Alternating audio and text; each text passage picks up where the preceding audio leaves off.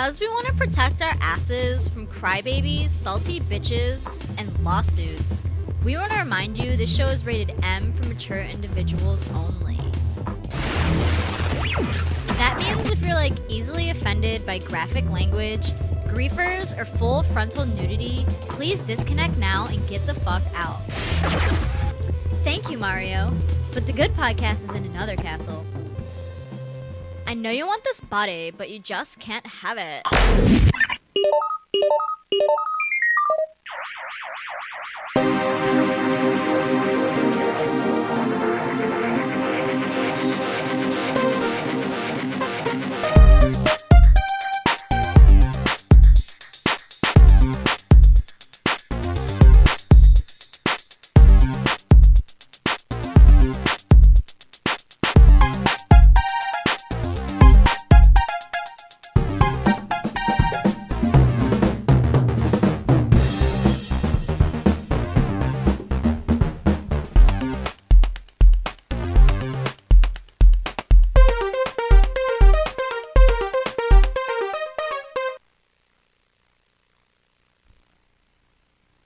Hello, everybody. That was awkward. That was very awkward transition. I'm not going to lie. I was kind of a little late on that one, but that's okay. That's how we start off 2015. It is Tuesday, January 13th, 2015, episode 127 of Remove from Play, the show where we remove ourselves from the culture and hobby we love to discuss it. What is that culture and hobby? Video games. Video games. Yes, we're back. With our long overdue return episode. Yeah. Woo.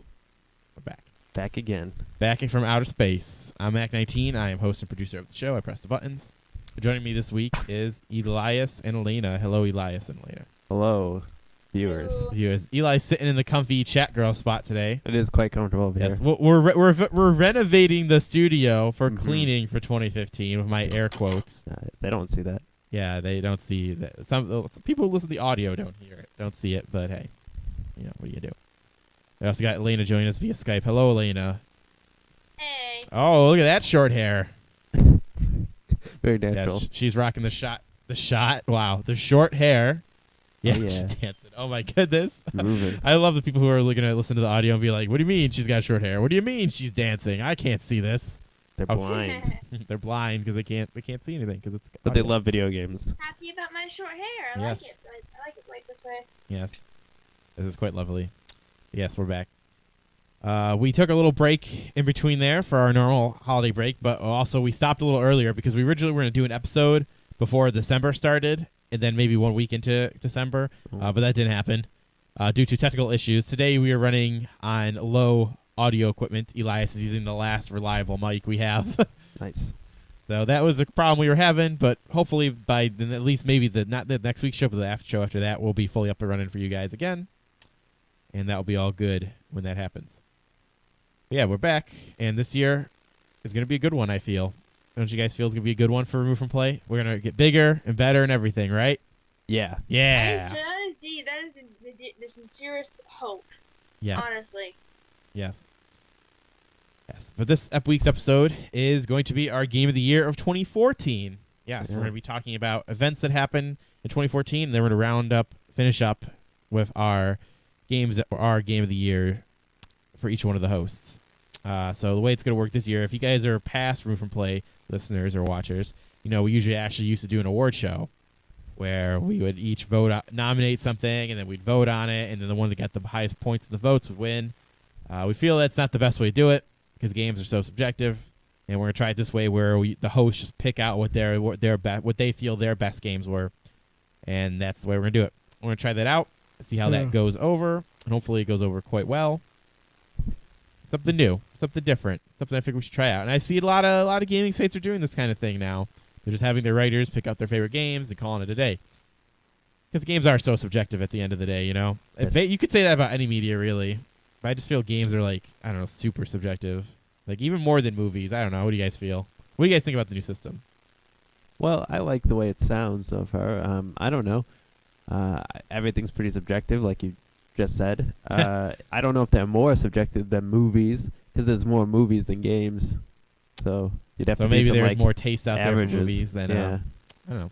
Definitely feels more genres in the medium than fucking like how many. Actually, I don't know. I would like sit down, pick out all the genres in movies and all the genres in games. Well, there's a lot less shooter-based Well, movies. There's even a difference in like how a genre is played out. I mean, like you could be a lover of card-based games and still hate a card-based game because it's done crappily. So Yeah, and then we got to even consider all the subgenres. Oh my goodness! And then if you're talking about subgenres in movies and subgenres in games, like oh my god, That's there'd be true. so many. yeah, Take a while.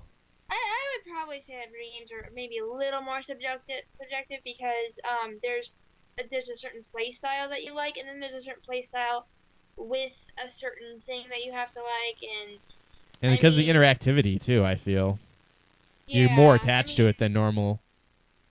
That's true. Yeah, you feel Definitely. cooler when you play a game than watch a movie. Maybe. Yes. Yes. Yeah, well, anybody can go and just watch a bad movie and just watch a bad movie, but if you have a bad game or if there's a game that you don't like, you really, really, really aren't gonna like it. That's a good point. That is true. That is true. All right, so let's start this bitch off like we always do. What games are we playing? Not in this past week. This past, I don't know, month and a half. Gosh, wow. How about you, like? What have you been playing? What'd you play over the holidays? Well, I got Age of Empires 2 HD Edition on Steam. I've been having fun with that. It recently broke and I can't play it. What? Interesting. Yeah, it's got like a crazy error message that said your graphics card can't support a game that was made in 1999. Even though Well, I this was is the playing, HD version now. it's not. There's nothing HD about it. Like I turned the only HD feature off, which was like the water looked a little bit more real. Uh-huh. But I turned it off because I thought it might have been causing lag. I don't know. I think the game that I was just on was just like a really big map. So you're saying that you don't, even though it's like in a 16:9 format now, like the textures are still not so Everything's demanding. exactly the same. Yeah. There's mods available, but that's what I think broke the game. Is I put some mods on, and now this error is like. Oh, that's what it is. But I took the mods off, and then I did Well- all the things. I like re-verified the game, and I did all like I uninstalled it, reinstalled, did all the things I could think of. Did you try contacting Steam support? No, you didn't. 'cause I they're horrible. I contacted Age of Empires support, and they told me to contact Xbox support. and Oh I'm yeah, like, wait, this is an Xbox game. Is it on Steam? Oh yeah, you said you it's bought it on from Steam. Why would I contact Xbox? Like when I go to the support page on Xbox, they They say contact Steam support. no, they're That's like, hilarious. what device are you using? PC. It's not even an option. Like it's just what. It's like, are you running Xbox on another device? No, it's a PC. I don't know what I'm gonna Wait, do. are you running? I would love. Does it actually say that, or are you like running Xbox on another device? They say that, but I'm not running Xbox I know on in another the device. Windows 8, the App Store, it's all like Xbox branded. So maybe that refers to like the Xbox store inside of Windows 8. Maybe Maybe My it's a Windows guess. 7 though. my very loosely guess.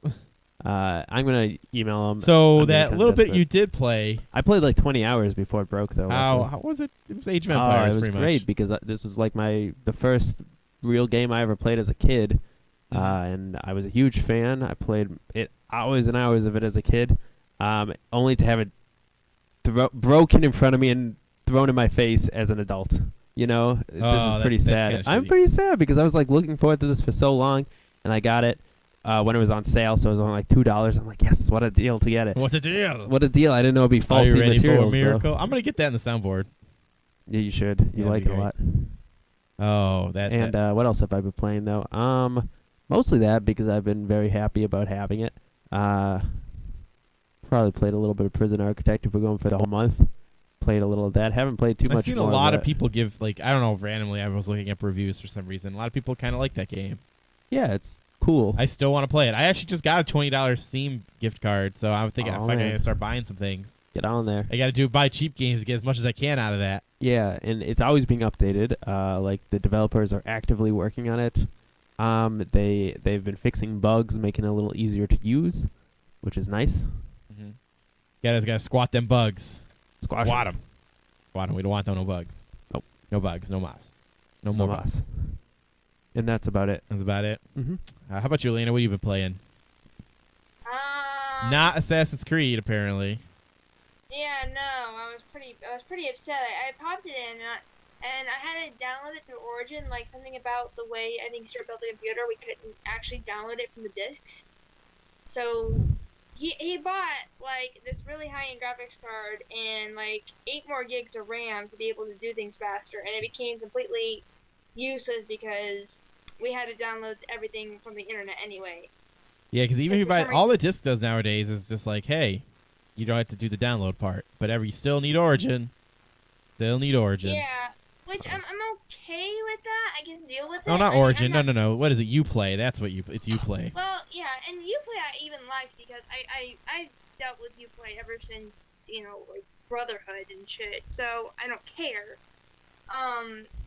But it was just a little annoying that our computer wouldn't do it. But yeah, I have Unity. I haven't been able to pick up Rogue yet. I got other games first because I have a PS3 and I didn't think, you know. But I did get the collector's edition for Unity for Christmas. And You do like your I'm collector's just- editions for your favorite games. yes, I do. No, that's they're normal. good. As long as you're not buying collector's edition for games that aren't existing, then you're good. Like Yeah, that, I like still don't know this- why this anyone is bought the my- Watch Dogs one. Yeah. This is my I would be on indulgence in the Assassin's Creed Collector's Editions, and I have to say I am very pleased with the Arno figure. Mm-hmm. It is probably the best one yet. Oh, good. They're stepping it up each time around. Oh yeah, it is gorgeous. Like I really like the Kenway one, but I still think I'm gonna buy the Kenway with when he's on the flag later. But Arno is like the most gorgeous. I think my favorite one's still Connor's, but Arno's is still really good.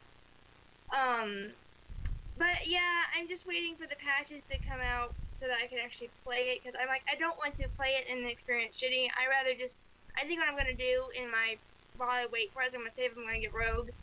I'm going to go back and play Assassin's Creed Freedom Cry for Black Flag. Yeah, check and out I'm Rogue. gonna Did you check out Assassin's Creed Rogue? I don't have it yet. Apparently, that's the one that's good because it's on the old engine and everything. And it's like, hey, Yeah, here's well, a good I heard, Assassin's like, Creed people game that complaining works. about that. Like, why is Rogue on the old engine and blah, blah, blah. And Because they wanted to make a little bit more money, but with all the time they put into making Yeah, that but I'm engine. totally Yeah. okay with that, because I'm like, no, I'm really happy that they did a double release. They know they're kind of rushing these out the door now because people are demanding them more and they're going to get their money's worth. I get that. Just, so having the Rogue release with Unity is actually really nice. I just haven't been able to forward two games at once when there was other games that I also got. Yeah, and they did like no So- advertisement for Rogue. They're like, this game's out too. Yeah. Go I'm get just it, gonna wait maybe. I usually don't wait for Assassin's Creed games to drop in price, but I think that's the one I'm gonna wait for to drop a little bit in price. I'd rather pay $30 or $40 than the full 60. Yep. I don't know. I think it probably came out as a $60 title. I don't even know. It did. It Ooh, did. that sucks. It was gonna be $20 at Walmart on Black Friday, which I actually went to get in line for, and then the line was fucking insane. So I was like, screw this noise. I'm going to Toys R Us. Screw this. No, I'm going to Toys R Us, Walmart. Peace out. Well, That's Toys funny. R Us, I bought. We actually got like a couple games there too. We don't even have a Wii U yet, but we have our Smash Bros. Wii U copy because it was buy one game get 140% off at Toys R Us. Mhm. Oh, full disclosure, we are not sponsored by Toys R Us. I don't think you know what that Disclosure. Disclosure. We're not Disclosure. sponsored by anything. Disclosure. I mean, that's what I did, and I got a friend a game, and then I bought that for a Wii U when we eventually buy a Wii U, because we're going to do that eventually. Yeah, you know, if someone came to but me yeah, right that- now and was like, hey, you know, I want to be a gamer, what should I do? Like, build a PC and buy a Wii U. Because right now, a PS4 and Xbox One, there ain't nothing for it. And I was, Not really. I'm like, I'd say no, wait till both the systems are cheaper and then buy it when all the games are out. They're awesome. Like this console generation, this happens every time a new console comes out. Everything's always shitty, but this year was really rough, as you can tell. Like even the developers, they were rushing out these games, and I have no interest in upgrading to an X1 or a PS4, and I still love my PS3. I still play my PS3 quite regularly. yeah. I have no Ooh. reason to upgrade right now, and Stuart is having so much fun building computers. He's already planning his next one. Yep. So I have no reason to And go to Nintendo, switch back to this is the console. time. You're on the right track now. You're Yeah, starting to get some it's steam going. Nintendo. Now, from this month on, just keep pumping shit out. Get some shit out. Take all those gamers that are pissed right now at the other consoles. Yeah, and Good idea. I actually do not own a Wii either, and I have Wii games that I can still play, so I have no reason not to get a Wii U sometime. Mm-hmm. Oh, we lost you. We lost you. You did? Yep. Yeah. Oh, now you're back. Just for on some the reason. last sentence. You're back Oh, now. okay, yeah, I said I have no reason not to buy a Wii U, because blah. Blah. Anyway, games that I've actually played, we picked up Dragon Age Inquisition, which Herald of I Andraste. spent Herald of 4 Andraste. solid days in front of. I picked up. I've been playing my Pokemon Sapphire, the Alpha Sapphire, Ah, yes. and especially since I just got back from PokeCon, I was playing quite a bit at my booth at PokeCon. I know all that trading and battling that went on. Actually, it was more just like street passing for secret bases because secret bases. Oh yeah, my God. God, people. Am I the only one who cares two shits about the secret base thing? It's kind of dumb for me. Well, I don't know why. it I don't was- think. No. it was Let me really- take that back. It's not dumb. I'm just Yeah. super not interested in it. That's just what it is. Well, Fun for kids. it was such a big thing when you were a kid. It's got a lot of nostalgia factor, and it is like a really, really, really fun feature. And it's Oh also yeah, if I actually was kinda nice. interested in that game at all and younger now, or if I was like just in my Pokemon Prime, oh yeah, that shit'd be cool. Oh yeah, and you know some of us are still crazy like that, and the thing is you can also it's also a really good mechanic because you can have like up to 6 people in your base now with you, and you can challenge them every single day. So it's more EXP grinding and money, basically, free money, because you don't have to like run around to different routes and find battle trainers. So I've been Mhm. playing that a little bit too, trying to get my secret bases, because I like my secret base. Yeah. I have The one thing I Pokemon gotta that give- are I'll give props. The whole the one thing that Nintendo does do, even though I do think it's gimmicky and kind of, but anyways, they always do these weird things. They'll sometimes I don't know if it's on the Miiverse or wherever they post this. I'm not 100% where it's posted, but they here's one of the developer's secret base's QR code and stuff like that, and here's what Miyamoto thinks you should put in your base. They always do things like that to build the community aspect or build the relationship between the fans and the developers. And I love that Nintendo always does that, and a good majority of their games, believe it or not. It's nice. Oh enough. yeah, and I did really like that. I actually I went to Jay Witz's video today, and I got his secret base in my game, and I was like, yes. Yes. Oh yes. Because he posted his QR code too, and I was like, I really like Jay Witz, so I'm gonna do that. Yes. The G-Wits. He's so but, witty. uh, No, that's not what. Whoa. But anyways. Well, I want. Hey, when Tamashi puts hers up, or if she did or not, that's what I want to know. Yeah, so there was that, and then there was one more. Oh yes, my husband also got me Professor Layton versus Phoenix Wright, which I have not quite beaten yet. I got distracted with other games, but I'm getting close to the final chapter, and I really, really, really was enjoying that. So I hear good things about I it. kind of actually had to play a bunch of the games over the year because I didn't buy any throughout the year, and I was like, I need to play something from this year.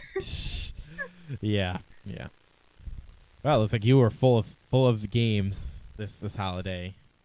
All of the games. took 2 weeks and just played games. Wow. I actually just gave myself 2 weeks to just because I knew I was gonna be busy this year. I mean, my con schedule is absolutely insane. I will tell you later if you want to, but it's insane what I'm doing to myself this year. So I was like, I'm just gonna play games for 2 weeks. There you go. Screw everything. Take some layback. Take some time off. That was a good 2 weeks, I bet. Yeah, we gave Joanna her tablet. Stuart turned on Dragon Age 2 because he wanted to play it and beat it finally, just to say he has. I played Inquisition for 4 days, and when I wasn't playing that, I was trying to beat Professor Layton or best jumping around a Pokemon. And that is all I have been doing for those 2 weeks. And then January rolled around, and I was like, oh shit, I've got 1 week to Pokemon, and I've just been sewing. That's So, funny. Yeah, I just imagine you sit in your underwear with Cheetos and cereal, just playing games for 2 weeks straight, like kid style. Oh, That's a dream. That's living the dream, folks. That's the life. frozen yogurt. But, you know, Okay, all right, Miss Yogurt. All right, fine. I guess it's just me with the Cheetos and cereal. Hey, I like shredded wheat. I don't eat that sugary shit. So there you go. Oh, I love shredded wheat. I just Stuart never he doesn't eat it too, and we just let him buy all the cereal because I can live off of Pop-Tarts and junk. Oh man, So that's he good eats stuff. the cereal, and Yes, yeah, you I can sugar live it off in, it, but your for the- arteries and heart are just saying, "Oh, some broccoli would be nice." Some broccoli. I know, right? And oh my god, I'm a glutton for a good cheeseburger. Oh my god, I love Yes, cheeseburgers. Burgers can be a normal food if you get all Can Angus be, beef, not- add no cheese, and have really high quality vegetables. And some good Yeah, bread, no, some I good don't- wheat bread. I don't do Man. that. I got the damn like the A1 steak burger from Wendy's that's loaded with bacon. Yeah, that's Yeah, never mind. So you're dying before you're 30. Gotcha. Oh my god, yeah. Classic. Eat those every day. The- Every day we You eat. could. There was a You week where could, it was maybe. like every other day. I was like, Stuart, go get me an A1 burger. There's like a guy that's eating McDonald's for like every day for like the past 33 years, and all he ever eats is the burgers. Yeah, but he's still super skinny. Well, Yeah, not super skinny, he's but kind of reasonably he's skinny. like a bowling pin There's a shape. couple guys out there that, like, I know there's one guy, he just eats a Big Mac every freaking day, and that's all he freaking eats. I think it's not the guy. And, yeah, and he loves them, and he lives off of them, and he can actually live off of them. Thing is they're so high in calories that they actually are kind of good for people who like processed food really fast. Or for me, where I can't physically eat a lot of food because I have a small stomach content, Oh, and I weird. have to eat a lot of calories per bite so I don't like pass out. Gotta put the lard directly into your vein. Yeah. Yeah. Well, yeah. Sure. I'm a nutritionist. I agree with everything you said. Calories. Yeah. Boiling more water. calories. Why not? So I've been playing quite a few things. Tell us about it. I was playing a couple of things. We did some videos. So I was checking out some Far Cry 4. That was fun. I don't call that the open world game. I call that the animal attack game, where you attack animals and animals attack you. Seriously, we're walking down like a road, right? And then suddenly a fucking condor is like, "You're in my fucking space, bro!" And then just comes flying out. I heard about that. You're like, "I'm trying to just live here, man," and you're coming at me. And then riding elephants is fun, and the wingsuit is really cool too, which was in the last game. But hey, I like it. Indeed. I've been playing a shit ton of Kingdom Rush again.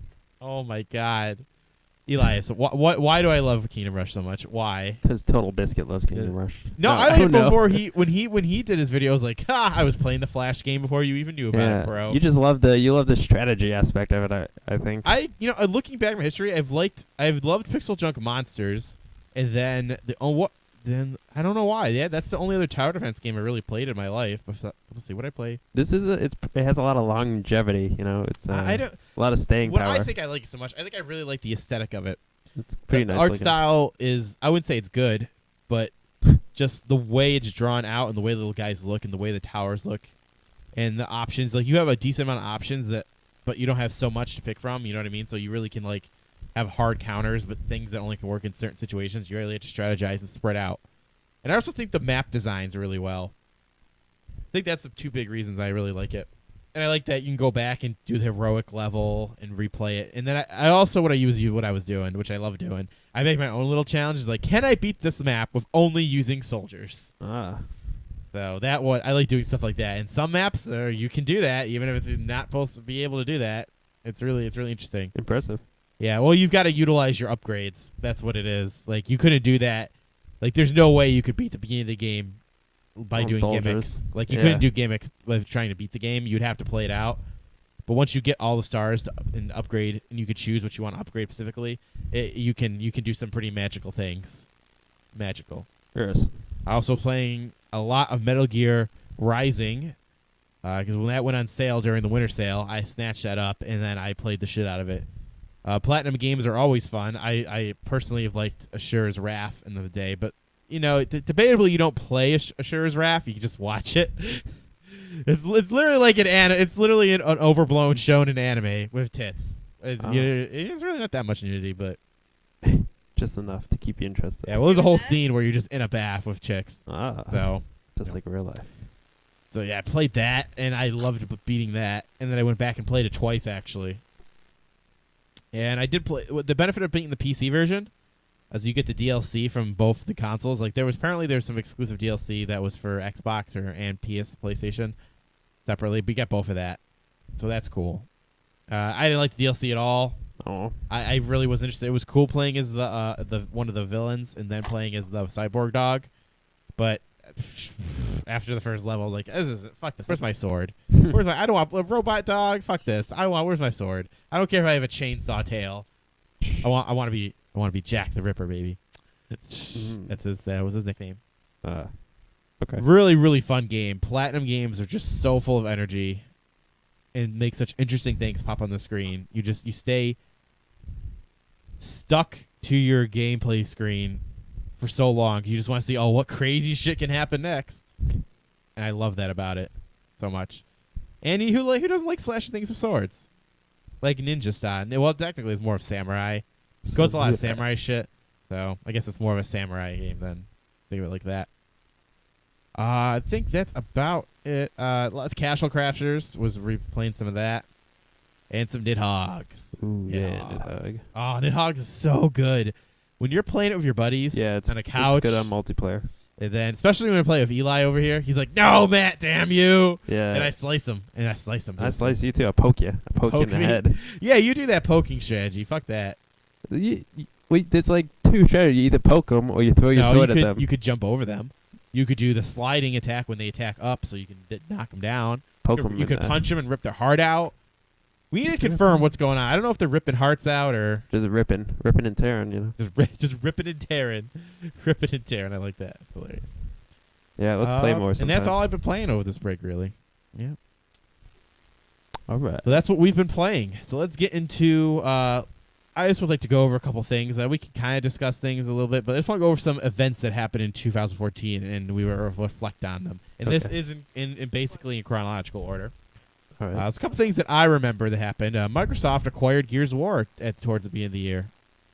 At the time, this was relatively big because we were like, well, we thought the Gears franchise was dead, but if Microsoft was willing to pay so much money for it, they might make it revitalized. We saw nothing come of that. Maybe we'll see in 2015 something with the Gears of War franchise again. That'd be interesting. Okay. Yeah. Would you play another Gears of War there, Eli, if it came out? Actually, did you ever play in the Gears of War? I played it on a friend's thing a long time ago, and I didn't like it because I didn't like it. I'm not very good at shooters. I'm pretty slow when it comes to learning shooters. I don't have those twitch reflexes. I die a lot. Well, at least with third-person shooters, you don't have to have. And that is still pretty twitch, in my opinion. Oh, yeah. I can see it. Next thing that happened that I thought was pretty big is Amazon acquired Double Helix Games. At the time, we didn't know about the Amazon Fire and their whole game initiative thing, and they're making their own game studio. So that all happened over the course of 2014, and it just shows you that gaming is getting bigger and bigger. Even Amazon's thinking about that they just in case they're going to need their own development house. Cool. Project Morpheus was announced, giving that a big company was investing in VR, showing that VR is going to be was a big thing in 2014 and is going to be even bigger in 2015-16. Yes. That was pretty cool. One of the really big things happens. Fucking Oculus was bought by Facebook for $2 billion. Oh yeah, Facebook bought it. That's who it was. Yeah. I still want to try out an Oculus so badly. Do you, Eli? Do you know anyone in Buffalo that has one? No, I don't know. I've got to find out. Someone in Buffalo's got to have one. There's got to be Probably. some game developer guy here who's into you. Thought I'm gonna be the next notch, and I'll make Minecraft for the VR. For the VR. Yes, that's exactly how indie game developers apparently sound to me. Indeed. Yeah, those look like fun. I want to really try the roller coaster demo. Yeah. Oh, it's fuck. That's so old. Like they have I so still much wanna better. try They have it, so though. much. I've been There's keeping up better with. They have stuff? so much better demos. Really? Eli. Okay. Oh yeah. All right, I want to play a real good demo. Yeah, there's a lot of cool shit that they came out with since then. Next, DreamHack Summer was held in. Okay, all right. I'd make an attempt. Oh wait, no, Elena, you got this. You got this, right? No. Elena doesn't have the thing. You don't have the you don't have the thing open, do you? John sorry. Copping, Sweeting. John Kublin. I don't know how to say that. It's Swedish. I think it's Swedish. Yeah, in Sweden. It's in Sweden. It's in Sweden, so it's got to be Swedish, right? Yeah. Han Copping, probably. Yeah. The reason that was important is because that was a big section in Sweden, and big area in Sweden, and it shows that DreamHack is getting bigger and bigger, and esports is kind of getting, it's at least bigger worldwide sense. Activision revised the Sierra brand. Nothing has come of it. Although I heard we're getting a new. Actually, no, they're making a new King's Quest, which I don't Cool. know if that's that amazing. See, I never grew up on the King's Quest thing. I know of I it. do recognize that it was a very big series, but I Yes. never played it, and I was never an adventure game guy. I've never an adventure game Really? guy. I never I will say that Grim Fandango was awesome, and I did play that, and I did play a little bit of Day of the Tentacle, but I have not. I'm clearly not an adventure game guy. I do enjoy a good one when it comes around once in a while because I do like the adventure game-esque things. Like, I really think it's fun when you're walking around, hearing all different dialogue options, and really seeing the world and stuff like that. Yeah. My big problem with adventure games really is the mechanical sense.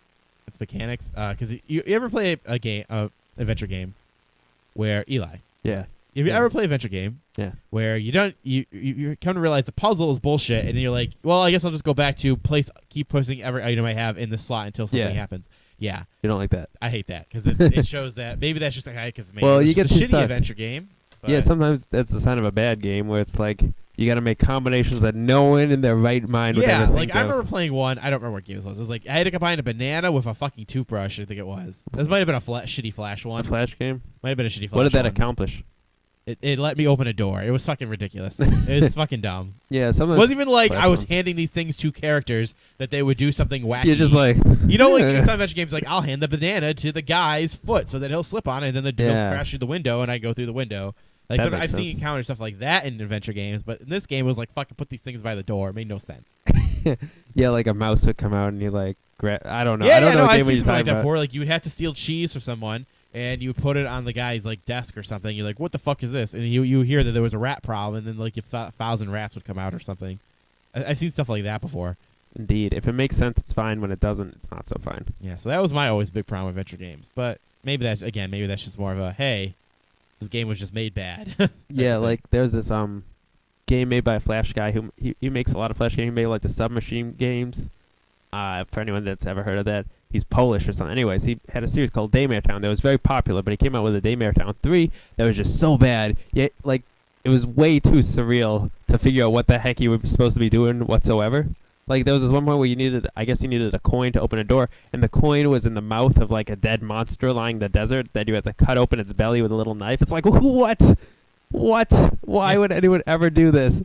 Like, who would have ever thought to use the knife on the monster's belly? I know. Like, I hate it. That was the one like, quirky things about those adventure games, man. Yeah, like that guy, he was making consistently good games up until Daymare Town 3, in my opinion. Crazy stuff. Crazy. Crazy. It's crazy. It's crazy. Next, Gamergate was a thing. Oh, yeah, that still a happened in thing. FAR. It's still a thing. Gamergate is still Still a thing. Yeah. I definitely feel it's not been the same thing it was, and extremists have taken over everything. But hey, They've blown it up. they've blown it up. We got some good things out of it in the beginning part. It kind of opened up some people's eyes, but then it devolved into just both sides yelling at each other, which then nothing don't know. And luckily there's still people who are attempting to use it for using this Slack division movement in the correct way. But sadly, at this point, it kind of got glossed over, and that's what sucks. I will say this one of these things did last longer than a lot of other things that happened. Movements. Like, on there was, the like, internet. there was like 20 movements in the last fucking month of December that didn't divulge into anything. I think the big thing to why this blew up so much is just because the Streisand effect is really a thing. What's that? Like the thing where if you try to silence something, it just gets louder and louder. Like if you try to censor something. Like Barbara Streisand, of course. Yeah, What? exactly. That's the point. More than just an already very vocal group of extremists felt. Yeah, there Like, were they had people were that attempting. For a little while there, it was pretty nice. Well, I know that I don't think I want to name anything, but I know that this is still a thing because a lot of like,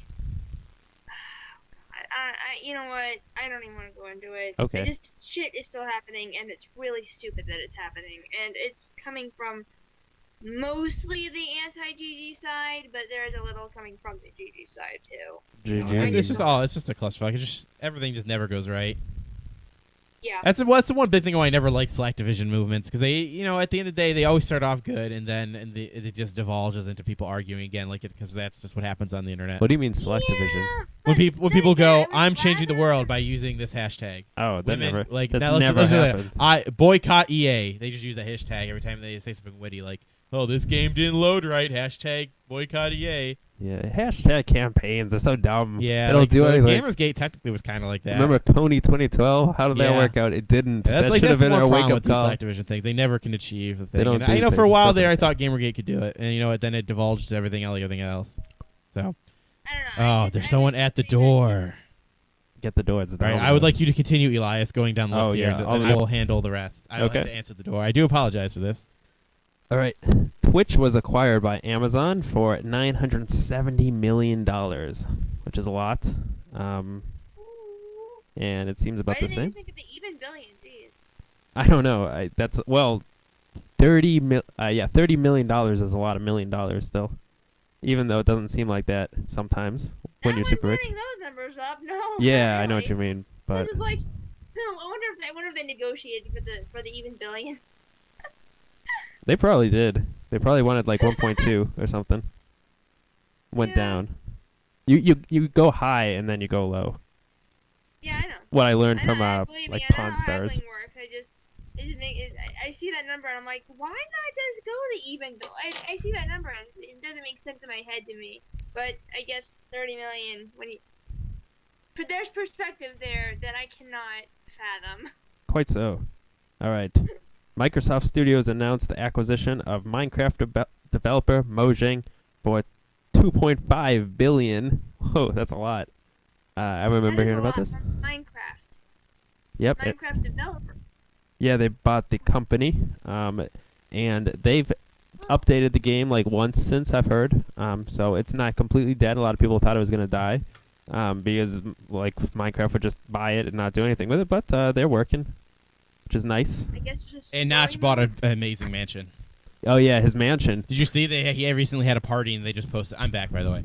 They posted a Welcome bunch of photos. We have a good shot of the candy room now. Yeah, the candy room Did is you see empty it? now. Not ate all Okay, the I'm gonna candy. explain the candy. No, I've seen it. Oh, you seen it? Well, I'll explain Yeah, it for people. explain to people. When you go into like grocery stores and they have like the faux glass windows that show you make it look like the candy's dropping from the wall into the little bucket, when it's really just a display and then only the bucket's filled.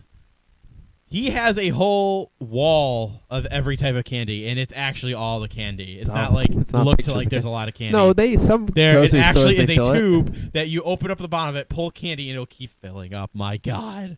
It never ends. It comes directly And he from has the some candy stupid factory. wine room. Fuck that. That candy room was obviously the selling point of that house. From Notch, anyways. Yeah. Um, Notch was like, I outbid Jay-Z for the candy room. And yeah, that's totally everybody how- wanted the candy room. He's Swedish, right? Yeah, the house came with like a Lamborghini inside it. How are you gonna get that Oh out of my the God. house? This just shows that game development is a legitimate thing. A game developer outbid Jay-Z and Jay-Z. Beyonce for a house. 2 people with lots of money. Oh my God!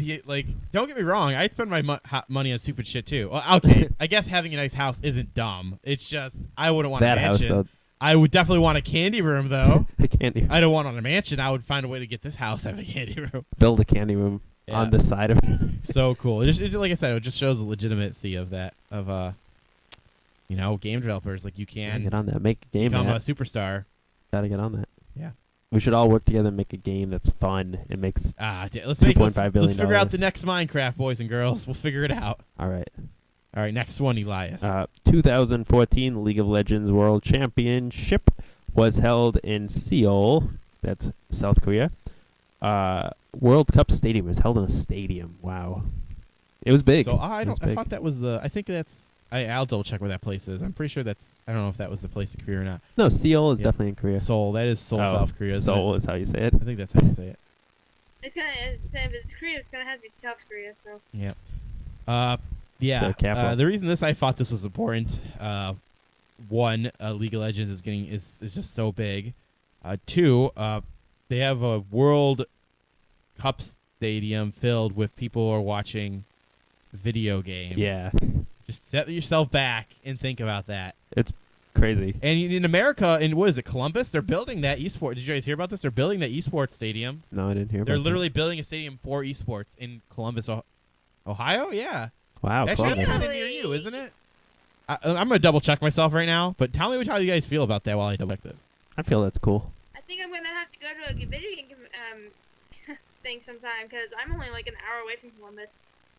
Yeah, Columbus is like I don't know, 5 hours away from us. Maybe 6. 6 hours No, away wait, from us. hold on. Yeah, it's an hour south of me. An hour and a half, more like it. But I drop off Jojo at Kenton, which is an hour. So then, so you guys are a 5-hour drive from me. What's the name of You're your north- town? Huh? What's the name of your town? My town? Yeah, Lima. I'm in Lima. Lima. Lima bean. Yeah, Lima Bean, Ohio. Okay, never heard of it. Yeah, no. Well, I was in Finley, and then I moved. Oh, okay. I remember you moved. That's right. Oh, I'll read the But yeah, Yeah, go on. this Well, is a big deal. I think I'm getting something wrong here, but that's okay. I know they're building one. I didn't think I'm wrong about the location. Oh, it's not Columbus. It might not be Columbus. It's Columbia. Who knows? Ralph. Nope, I just confirmed it. Yep, the United States will be getting its first pro-focused esports arena in Columbus, Ohio. Boom. Oh, nice. Yes. That's Yes. intense. Sorry. Ralph H. Baer, the creator of the first ever video game console, passed away. Yeah, that wasn't too long ago. That was like Yeah, right in end of the year. December, I think. So the Odyssey, the Magnavox Yeah. Odyssey, And of course, we could debate back and forth if he was the first and blah. But it was his first console. but most people agree that he is pretty much the first console designer his ever. name, I know his name. Yeah, it happened December 6th. This is important because one, Okay. it's a big part of gaming. That's he true. He Made, made it possible. made the first fucking consoles and shit, pretty much. At least in the modern sense of people, it was basically a Pong machine, but You move like the dot around a haunted house. and there are you put different something like overlays, that. and it was just slightly different programmed. Also, we lost there's really not many more real tinkerers around anymore. Back in the day, technology was so open and loose like that. People could like open up something and change the circuit board around and make something amazing. Yeah, you can't do Nowadays, that a now. lot of things are pretty self-contained. and PC's there's not about much, it. Not much. Now even PC. What are you gonna do? Like I'm talking yeah, like go this guy inside, you mean, would yeah. desolder a motherboard and fucking change it to work the way he wants it to. Like you can kind of do that with motherboard Yeah. nowadays, but not really. You can break it. Not a PC one. It's a pretty self-contained package. Yeah. You And need a we lost a microscope. great mind like that. Also, our other feeling about it is our industry's finally old enough now where we're starting to see our legends die off. Oh. Believe it or not, we're one of the few industries that we have people that are still alive that are legends. Like Ralph Baer was alive as of December. The Atari guys are still alive. Whoever You forget they about are. that. No, but they're legends. Once they die, we'll know their Like the names. King's Quest guys, like even though I don't like they were just on the fucking award show. No one heard of them from like since like 2006 or 8 was. What the heck is that one guy? He's famous. He did like Doom, and he worked on that game Rust. Oh, John Carmack is still Yeah. alive. Like he changed stuff in the 90s. He invented the Twitch shooter with the way Quake was a revolutionary game. Quite so. Yeah, Gabe Newell's still around. Like Oh yeah, Gabe Newell's not that old, but he's pretty. He's pretty he big. looks pretty shabby nowadays. He's always looked kind of shabby. yeah, he looks you pretty. I'm a fat guy too, but he looks really fat. because he's got that beard. Does he have the beard? It's the neck beard, It's- you know. Yeah, you Yeah, keep look at yours this. clean Okay, and I don't want soft. to do that anymore. That looks disgusting. Yeah, our industry is getting old now. We're just starting to lose our legends, and it's going to be weird going forward. That there will be generations where, like, you could debate, like, yeah, maybe movie critics know histories of like important movies from like the silent era and everything, but after a while, you start to lose out on some of that stuff. And Yeah, and then you only have like directors that are kind of like really niche or whatever. you yeah, know? and people are starting to die off on our industry now, and documentaries are becoming more and more important now. Mm. Luckily, video games has the advantage of coming in a time where documentaries are pretty, Yeah, everyone people and their love mother wants those. to make a documentary Yeah. about something they love now. That's true. So we might have that added benefit and have a good documentation of the past. Yeah, it wouldn't be a bad thing at this point in time. It's not like old silent films or something that were made out of shit that would just burn if it was Yeah. left out in the sun for too long. You know what I mean? Yeah, nobody really Explode. and, people like Marx, Harpo. Groucho. Sorry, Groucho yeah. Mark, what? Groucho, yeah, there Oh, you okay. go. Okay, that was his name. I only know him because of I think it was an I Love Lucy episode where they talked about it, and I watched I Love Lucy, so. And you don't hear, nobody knows. Yeah, and again, we have the added benefit of, as much as emulation is a shady thing, like it is a great way to preserve gaming history. Barely Mhm. shady. Maybe they're Barely shady. shady. It's a gray area. I don't know. Some of the games are really old that you emulate, though. Yeah. Oh, side news, like did you hear they just put out like a couple hundred arcade cabinet games on Archive, Cool.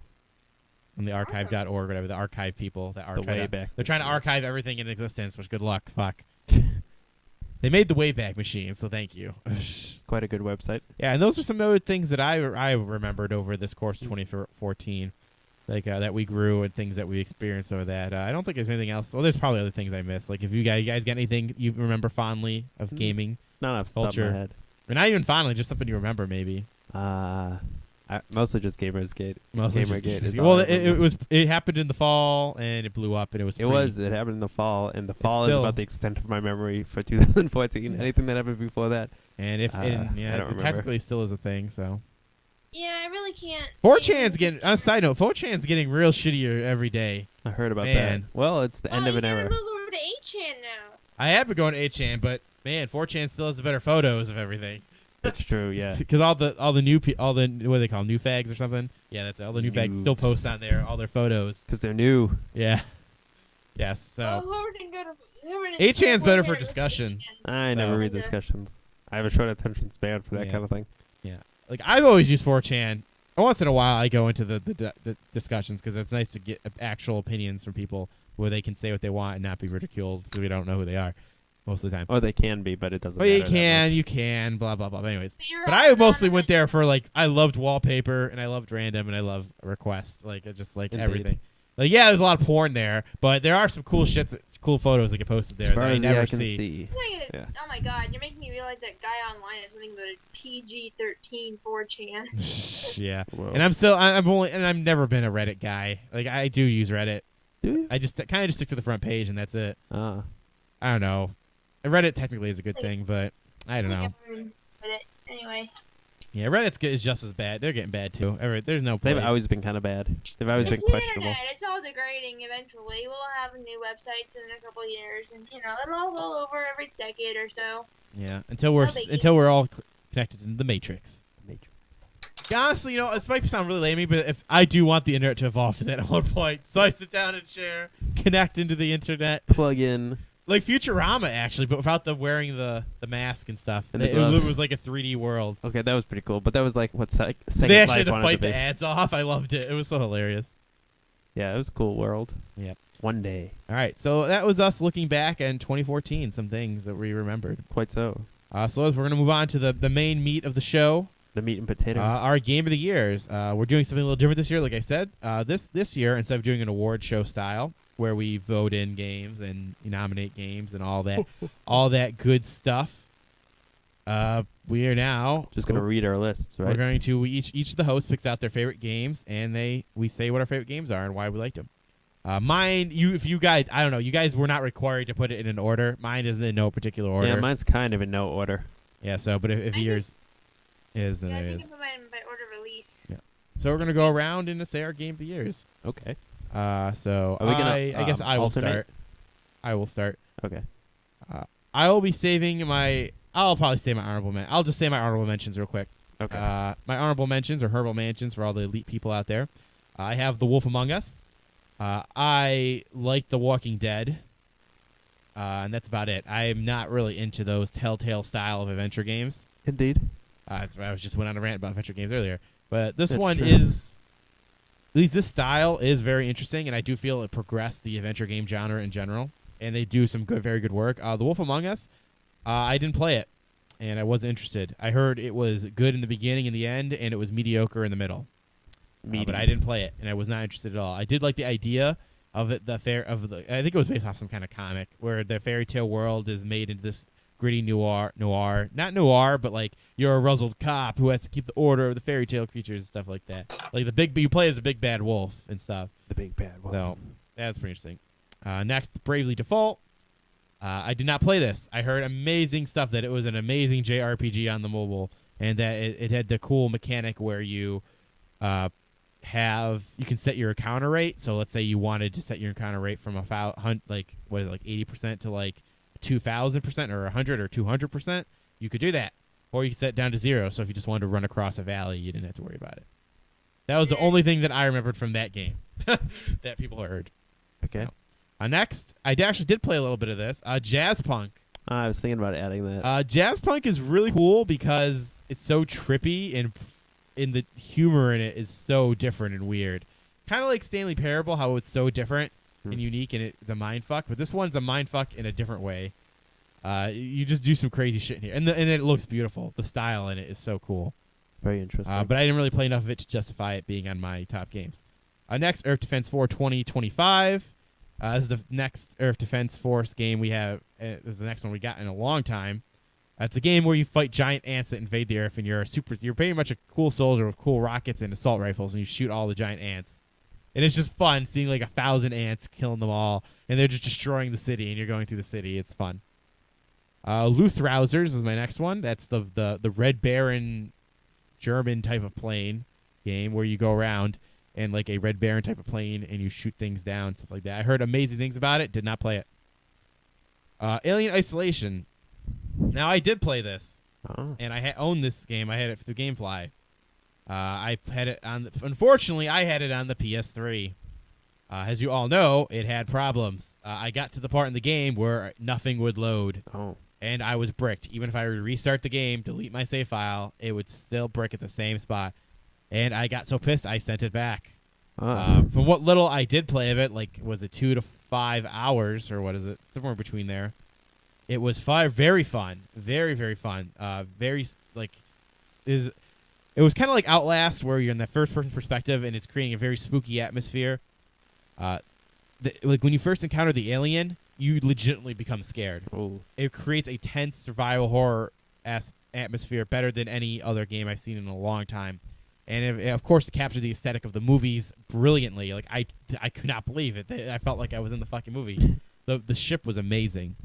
So when I did play it, it was great. But it's a bricked. It pissed me off so much. And that patch to fix it came out after I sent the game back. So that's why I didn't make it my top.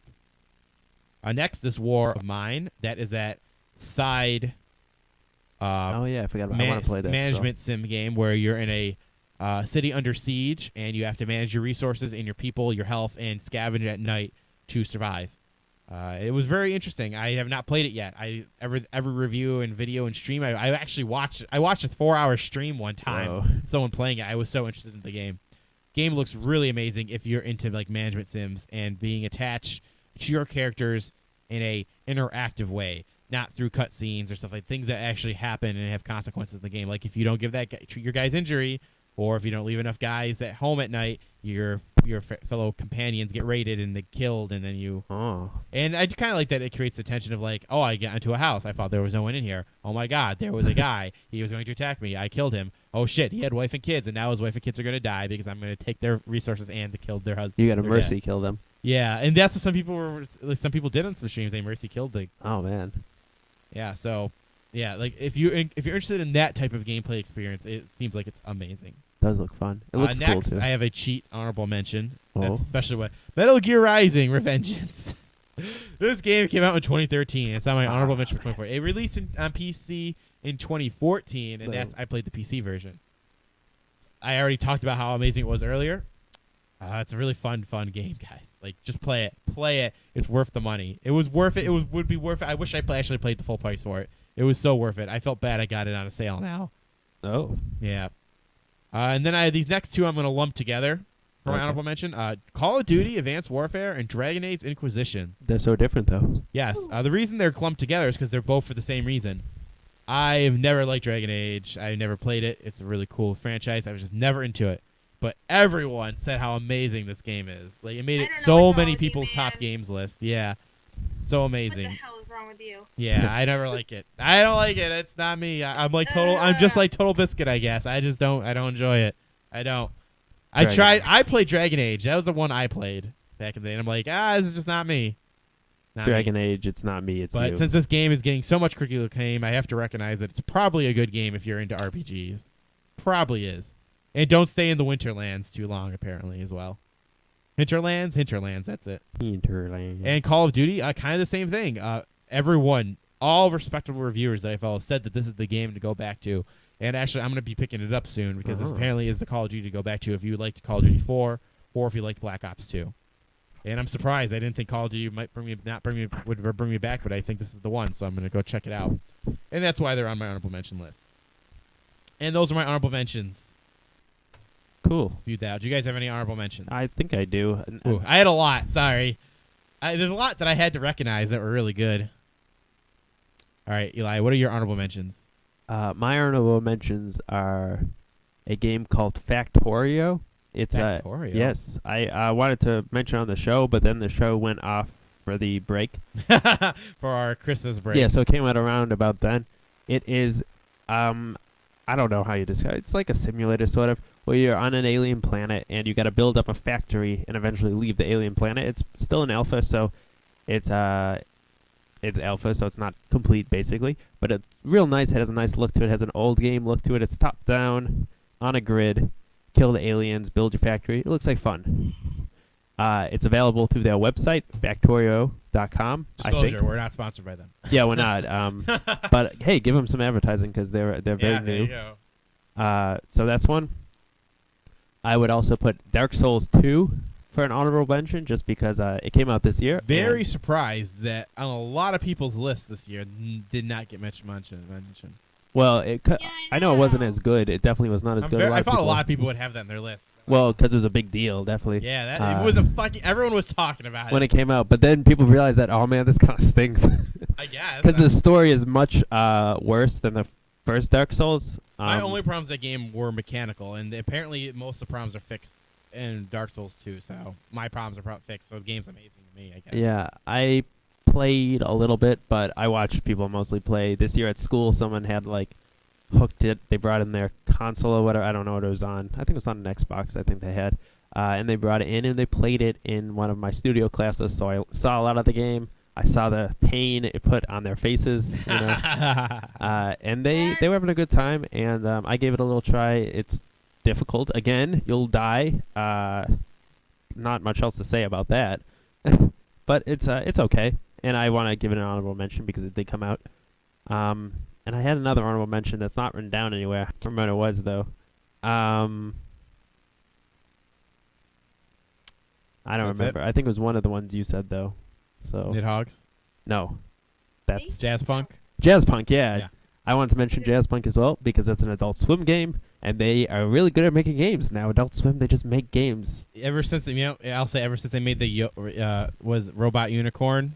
Yeah, that was their Ever first. since that, was ever years since ago. That was like there. 2008, though. Yeah, ever since that they've been uphill. Before that, they were doing shitty Flash games, and that was still a shitty Flash game They too. weren't. Technically, They weren't that bad. Like they made a fun game before that was called like Viva Caligula, which I enjoy. I played a lot of. It was just a Flash game that came out, I think, before Robot Unicorn Attack. But they have made like Jazz Punk is probably their biggest game yet. It's a big world. I haven't got a chance to play it. I've the seen it humor though. in it's very interesting. Yes, it's humorous. It has a cool style. It embraces its buggy nature, you know. Mm-hmm. And I'd like to give that a honorable Alrighty. mention.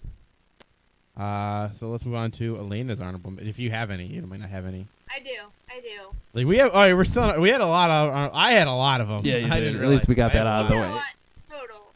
I didn't get to play or look around at all. This was my year at the sewing simulator. But Oh. I'm gonna put Conception 2, Children of the Seven Stars as one of mine. Whoa, random. Because I didn't get to play it, but I really, really, really, really wanted to.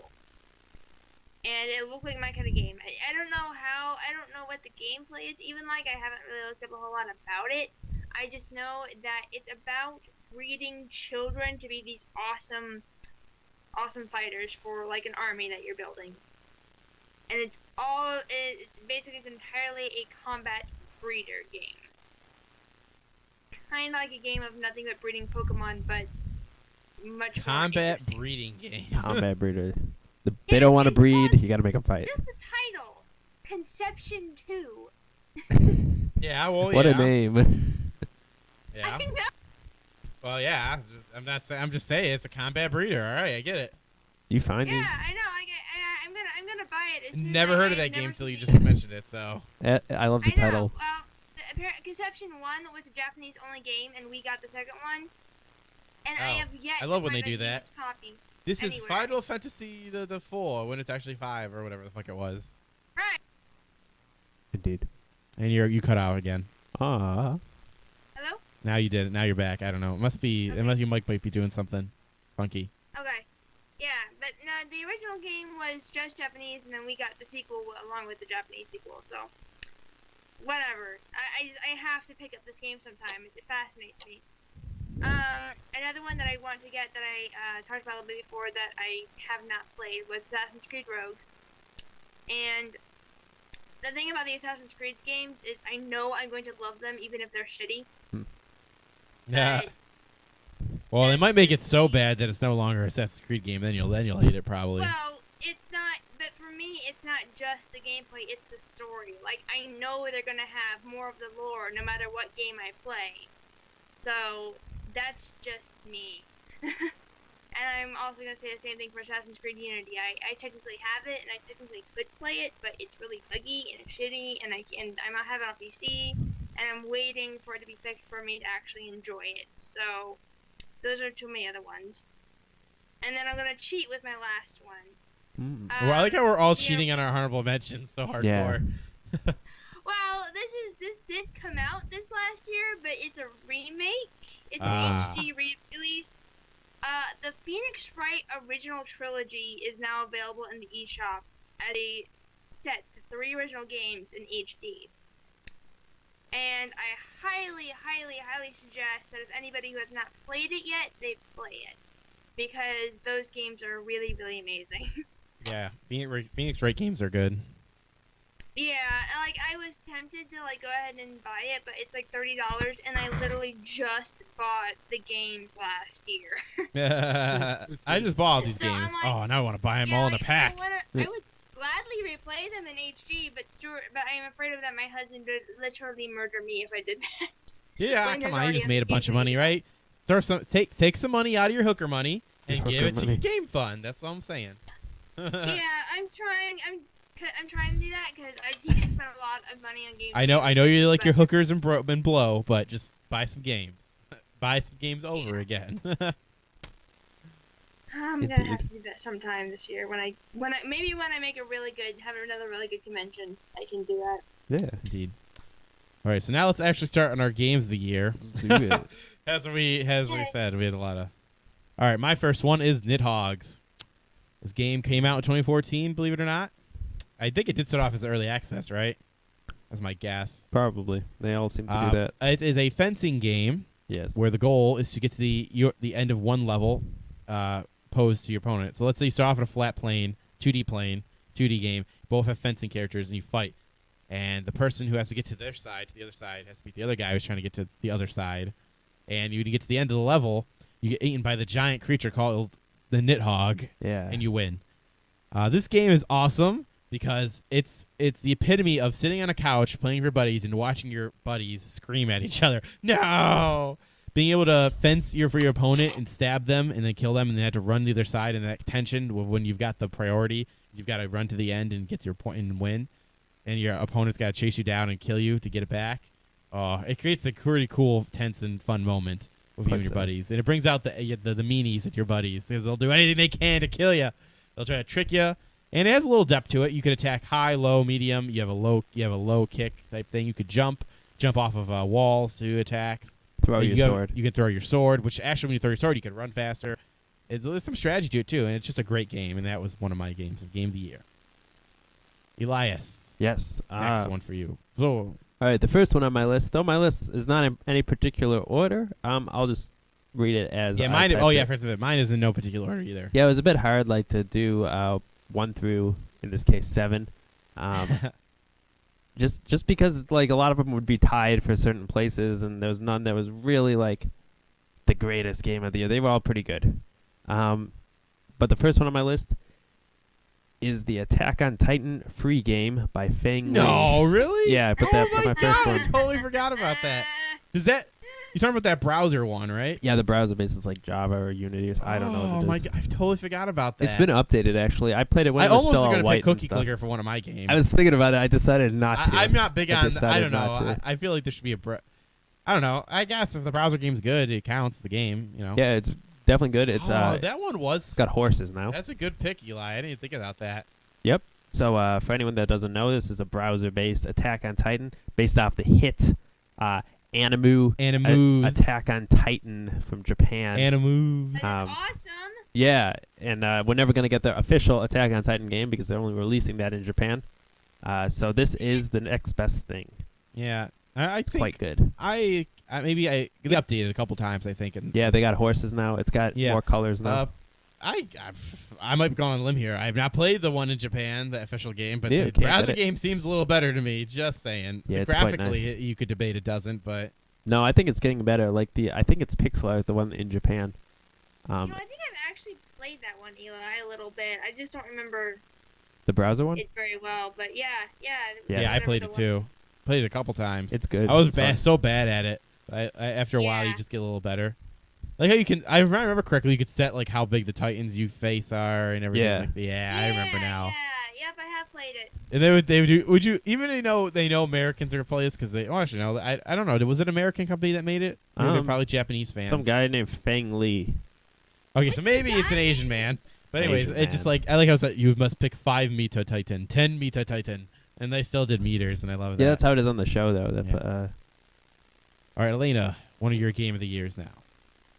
What am mine? Oh, I guess my first one that comes to mind would be South Park: Stick of Truth. I forgot about that. Yeah, because that one was. I'm gonna go. Everybody has already said this a million times, I'm sure, that it is the best TV movie, TV2 video game ever made. And yeah, it is. My only. You can make your own character. You make your own South Park thing, which of course everybody does. If I had any gripes about it at all, I would say it's a little on the short side, but I like long games. And I thought the options for the create a character were a little on the limited side for For you South know how Park. simple Well, there was South the Park Jew, design and is. then there was the what was it Oh, Warrior. no, I mean the actual design. Yeah, because Like- like you know how Well, many because free you unlock creators things there? through the game. Yeah, there's that too, but Oh wait, no, you're I talking guess like I the didn't- actual I only character recommend, generator, I like you, really like picking wanna- that eyebrows is a and game hair. that- You're talking about like that, right? Yeah, I'm gonna. Yeah, that's what I mean. Yeah, it's limited. I think it's If it had limited in the been beginning a because you lot- unlock hair and shit later Oh, on. I think that's why. Lame. I agree Okay. though. No, because Yeah. let's be honest, what do most of us do? I was on a South Park character creator website a bazillion times, and I used to make it super detailed, and now it's like it was a Yeah, little and I- a little lackluster. Like, In the beginning, it I would was like at a least. little bit more of that. But other than that, I really love the game. I really love the classic RPG elements in it. I really Yes, love it's the way classic it class of the mixed- Jew. Put. Yeah. that like dude, it. that was hilarious. I remember some And people were well, saying, I- "Look at, I'm finally being represented in a game. This is so awesome. Why aren't game journalists noticing this?" I remember a good point. some people used to say Right, that. And I thought that was hilarious.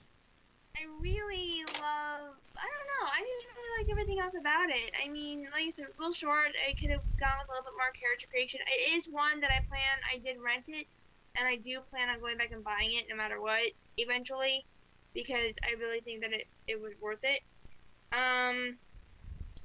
I know they had a little bit of rockiness with the international release of it, but I would love to see another South Park game if they do something like do another incorporated. I don't even care. Just I would love another South Park game like that. Yeah. I think that'd be amazing. I don't know how they would do the punchline though, because at the end of the game, I think that is one of the best punchlines ever. Sadly, here's the thing. I don't even remember the ending. I don't. I beat the want me to game. say- I played it. I don't remember it. Let me just say it. Okay, well. No, if you want the to, I punchline don't care. was- Yeah, go for it. Your character was silent through the whole game, and then you're finally they. Oh, like, the whole crap. talking thing? That's what you're talking Yeah. about? Oh, okay. Yeah, I guess that was cool, yeah. I don't know. It wasn't a big deal to me, sorry. I was like, Oh, it's okay. I was surprised. That's yeah, funny. and the whole not having your name and everything, like you're just like what they call you, douchebag. Yeah, you're a douchebag. You know what? Yeah. That got me. That fucking got me. I was like, oh, Uh-huh. okay, guys, you're funny. And then I typed it in again, and then it said it again. I'm like, oh, you fuckers are doing this, aren't you? I thought it was just going to be a one thing where you type it once and you would say douchebag. And I thought maybe a second time only, but no, if you keep typing, he'll eventually just say you're douchebag. You have to pick your douchebag. Wow. Because they have to call you something about the game, and they can't voice act custom names. So like, oh, okay, douchebag. Okay, douchebag. Yeah, and that was the in joke too. I get it. It's just like at the time, I was like, oh, they're not gonna do this. They're let me pick whatever I want. And I'm like, nope. Douchebag. That's That's good. funny. That's a clever So way funny. around it because they're not only they making a joke about it, about how when you play RPGs they never say they don't voice act your name in the cutscenes. Yeah. But then Best it's illusion of choice Yeah. ever. yeah that's yeah That was a good one. it was a good joke. My next one is Donkey Kong Country Tropical Freeze. Oh. This was Oh, okay. a very underlooked Wii U game that came out towards the beginning of last year and was fucking amazing. It was a very difficult platformer game that looked beautiful. Like people were saying how good Mario Kart 8 looked. Well, they obviously weren't playing Donkey Kong Country Tropical Freeze. Oh. The The graphics in that game were so beautiful. I love that Nintendo finally has their style in HD because, back like in the last generation, I would always say like the Wii, if that was HD, it would have been real nice because I would have loved to see Mario in HD. But now we're seeing that in this generation. I can see that their animation style and their art style in general looks great in high res. Also, this game was very difficult. And it was a fun platformer. You would definitely get challenged. And I love the foreground, mid-ground stuff they were doing. Like if you're in some of the sections, let's say, I remember one particular. I remember you're on some kind of floating contraption. I don't remember if it was a balloon or you're on a rail system, like floating on some kind of rail system. In the background, you would see a giant boulder go onto a rail, and then the rail would eventually connect to yours. So with that background stuff, you could anticipate the object coming towards you. You could plan accordingly and dodge it. And I love that kind of stuff they did. That was kind of like a good part of the game, some of those type of... 2.5D. Yeah. I thought that was really cool about it, and I really enjoyed it, and I think more people should play it. It is difficult, but I think people can get by it, and that is another one of my game of the years. Nice. Eli, your next one. Yes, I'm next. Even though I didn't play this, No, it's fine. Play it? I didn't play it. I'll play it someday. I know. I'm just giving you a hard time. Is The Binding of Isaac Rebirth. Oh, well, you played that. What do you mean? No, I played The Binding of Isaac. Oh, it's big. Come on. No, it's it's like a few different items. It's got like over 150 new items or something. Oh, that many? Yeah, it's huge. It's actually a lot more. That actually changes the game quite significantly. Indeed. I didn't like the way it looked at first. I'm still not totally on board with how it looks. It looks like bad pixel art / high JPEG images. Am I idiot? I must have to play the game to tell, huh? Because when I'm looking at screenshots, I do not look at them side by side, but say I'll go look at old screenshots and new ones. It looks kind of the same to me still. It's like the similar art style, sort of, but it's done differently. I think I gotta look at it side by side because I don't know why I can't tell the difference. Yeah, give that a try. But it gets on the list because it was long anticipated, so long anticipated. Because he announced that Binding of Isaac was only out for, I don't know, a couple years or something. He announced it, and then we waited 4 years for it to come out. He's like, I'm going to make a sequel that's basically a remake. And then it finally came out, and it has a lot more item combinations. It looks like a lot of fun. It has more characters, more bosses, more enemies. More procedurally generated stuff. Yeah, more levels. It just expanded on all the limitations of Flash because he made it in a real engine, got it published by a real company. Real. Yeah. Or whoever None of made that the fake game. box cheese. It's all about that real shit. Yeah. Canned cheese. No, this is Gouda. No, we want the real stuff. We want the cheddar and the Gouda. Limburger. No, but it looks really good. And I'll play it someday. Probably. It's only a few dollars anyway. It's a cheap game, and everybody knows The Binding of Isaac at this point. Yeah. It's real. It's the realest. Okay. Lena, your next game. These are basically the same games. I'm gonna say them. Super Smash Bros. 4. Definitely. Oh, yeah, That's true. Yep, good game. I mean, I have the 3DS versions. That's one I really put my time into because I don't have a Wii U. But I did get to play the Wii U version one major night. Some friends brought over their Wii U, and we got to play with we bought amiibos, and Cool. we just spent all night playing it on the Wii U, and so I did get to play the Wii U version, which was really, really nice. And I think Smash Brothers actually I had not sat down and played a game for more than a couple hours of time in so long, and then I got Smash Brothers, and it was I couldn't put it down for a few days. It didn't help that I was really, really sick when I got it, so all I could do was lay in bed and play it. Excuses. Well, yeah, my kidneys are trying to kill me. But I was dying, guys. But thanks. Yeah, no, that was bad. I couldn't walk even because I had this really bad kidney infection or something. Ew, and it was gross. messing with my balance. So I was like, That's I'm crazy. just gonna sit here because I can't physically move my legs and try to wish this headache away while I play some Smash Brothers. So that's what I did. Nice. Super Smash Brothers. But I like the roster. I think my favorite characters on it is Dark Pit, and I would really, really, really love to see an amiibo of Dark Pit, even though it probably won't happen. I'm a little pissed at the amiibo hoarding because of this game, because I want more amiibos for it. Yeah, there's rare. It's so real quickly. Nintendo said because of the high demand of the amiibos, we will release cards with the data on them. I'm like, why don't you guys just make more fucking amiibos? It doesn't make any sense. Why would you Yeah, show I know, cards with the right? data? Like, what the hell? You fuckers. Because, I mean, More I keep popular going than around expected. and I want Sonic, Mega Man, and freaking Pit, right? And those aren't gonna be fucking available. And Joanna wants some. She wants Like, well, why are she they even wants, creating like, a situation where amiibos are so rare? They didn't expect them to Well, be make popular. more They're amiibos. not. What's the problem here? I don't understand. Why make I cards know. with Well, the data? Probably same thing with the expensive. GameCube adapters. They just don't make enough. And we're getting the same problem with the fucking Majora's Mask. Oh god, I don't want to get into this right now. Anyway, that was another one I've actually played that I really liked was freaking Smash Brothers. I don't think it requires much more of an explanation other than it's Smash Brothers 4. And Yep. I love having it mobile. That is amazing because I can take it to my conventions with me and I can, like, because I meet up with my friends that I don't only see like 2 or 3 times a year and we can play Play some Smash Smash, for a round bro. or two. Smash it up. Yep. All right, my next game is South Park: The Stick of Truth. Oh, we heard about this. Yes, we did. Perfect, like Elena was saying, perfect translation, like from TV show to game. Not just in the animation style that they painstakingly probably tried to do to make it look Probably. exactly the same. The jokes, the world was fleshed out, the in jokes were there. Like it literally was a South Park game for South Park fans. Like so Yeah, that was but its biggest part about it that makes it amazing, but also the gameplay on it. Obsidian did a decent job. They took the Paper Mario, I do believe it's Paper Mario style of RPG, where you have It's some basic just special actually moves, you an have your basic attacks, and when you're defending, you have to time your clicks to block to take less damage or no damage depending on the case when your enemy's attacking you. Yeah. And I thought that was a good way to do it because it created a nice little interaction. Felt like you were kids playing in a fucking pretend world. All the items you got were amazing, even though the junk in it was kind of getting a little obsessive. Like each item, painstakingly had a joke attached to them. All that junk item you sell off, all was a reference to the show. It is attention to all the comedic details was just so cool. Your special characters were cool too. The side quests where you unlock like Mr. Hanky and everything like that. It was really, really interesting stuff. The world was just so fleshed out. That was like the best part of it.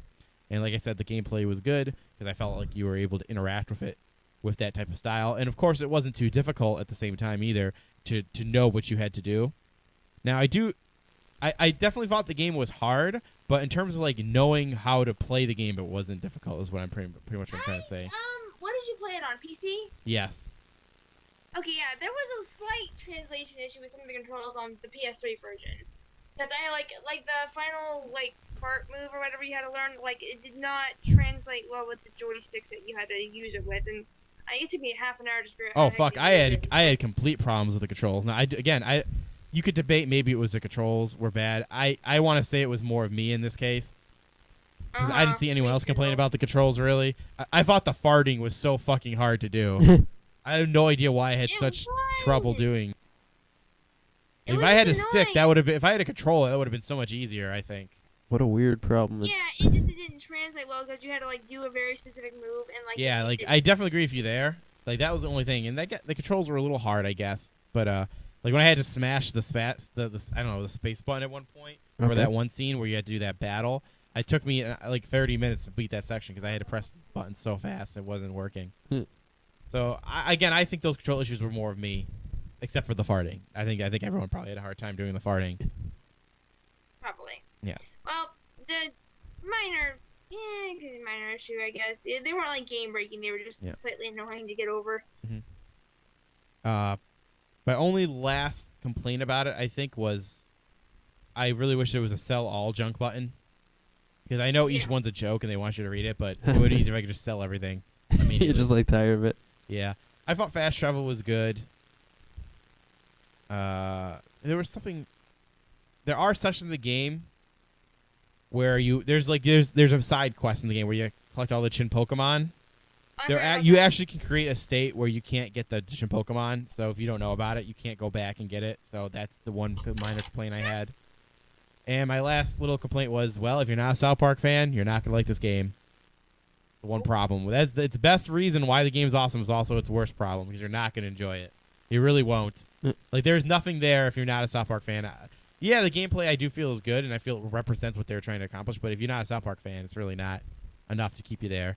Like I think it's a good RPG style of gameplay, but not one that's enough to where people are like an RPG fan. If you're an RPG fan going to this, like you're not going to enjoy it for the RPG aspect of it. You're not. You're gonna. I don't know. I mean, it's got. I'm gonna say this. It's got that very classic turn-based feel. Like every single Final Fantasy game is played like that South Park game is, basically. That's pretty much how it is. I mean, it would depend.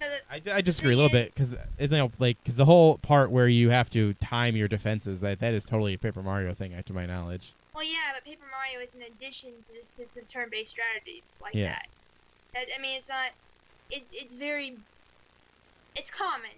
That's all I'm saying is that it is a common. Yeah, well, yeah, it is still. I guess you're right. It is still turn-based at the end of the day, even if what you're selecting isn't that detailed. Right. That's all I'm saying. There's a lot less micromanaging in this one, though, which I'm kind of sad about. I would have liked a lot more micromanaging. And that is South Park. The stick of truth. Yeah. The stick of truth. Eli, your next one. Oh, am I next? Okay, this one's kind of a little bit honorable mention-y, but I put it on the main list anyways. It was just a platformer that was enjoyable. It was called The Floor is Jelly. The Floor is Jelly? Yeah, it was literally that just... awesome. Oh, you've heard of it? That sounds Oh, awesome. it sounds awesome. Oh, it is. It is awesome. That's what made the list, even though it is kind of honorable mentioning. Yeah. Basically, the world, you're like just a little kind of gumdrop-shaped little guy. You're gumdrop. Yeah, you're blue. And then it's basically just a platformer, except the only gimmick is that, and it's not a gimmick, it actually contributes, but I guess that is what a gimmick is the world's all wiggly and made of jello, so when you move around, you like move the world, and when you jump, you go like bloop, and it's real fun, and it's very relaxing. It's got like this nice wind effect always blowing through it, the leaves. It's just a peaceful, and it's pretty long, relatively speaking. Not that long, but it's pretty long. I wouldn't put in hours, but I would put it in plays. Like you could probably play it for like a week or something. It's quite nice, and it made my list. Floor is Jelly. Look it up. Very interesting pick. Never even heard of that till now. Yeah. Elena, your next game. I'm gonna go with Pokemon Oris, the Oris games. Ah, a remake. Not a bad Yeah, choice. I played Alpha Sapphire, so you know. I really like the update to the Hoenn region. The thing that really makes this one stand out, not only from the game that it's remade from, but from even X and Y, is that in X and Y we got these really beautiful 3D models, yeah? But we got a very stale kind of story, and with this one, we get a very, like, it was dramatic in when we were playing it, when I was playing as a 12-year-old, the Hoenn story. But it's even more, they like really expanded on the dialogue and getting you invested and how you can, like, I really feel like every time Steven Stone, because he obviously he's hand-holding you through or he's leading you in the direction that you need to go for the story. Every time I meet up with him, I always felt like, oh my gosh, you actually need my help. Just the way the dialogue was, and especially the way the shots were done with the 3D models. There's a lot more angled effects, and it's prettier. They did a lot more with the storytelling than X and Y at all. It was just so much more interesting, and I was so happy they took full advantage of the graphics that we had for these games. Obviously it's a Pokemon game. You're gonna want to catch them all, and it's just I catch them all. You know, pretty basic. Yeah, and I mean the integration with the Pokebank, if you're using it, is flawless. And there's really no reason not to use Pokebank. It's $5 for the year. So. Hey, is that a recurring payment? I just remember. Is that $5 each year? It's $5 a year. Oh shit! I gotta remember that.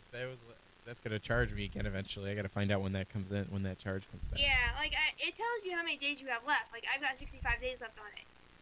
So it'll. Yeah, I'm glad they made it that cheap because I totally forgot I even did it. So that would make me real pissed if it was any more. But there's no reason not to, especially if you have like a massive collection. Like I think I've got like 50 boxes full of Pokemon now. Holy cow! Yeah, I have now have no purpose for it, I guess, and maybe it'll have a purpose again when the next game comes out when I want to upbring my stuff.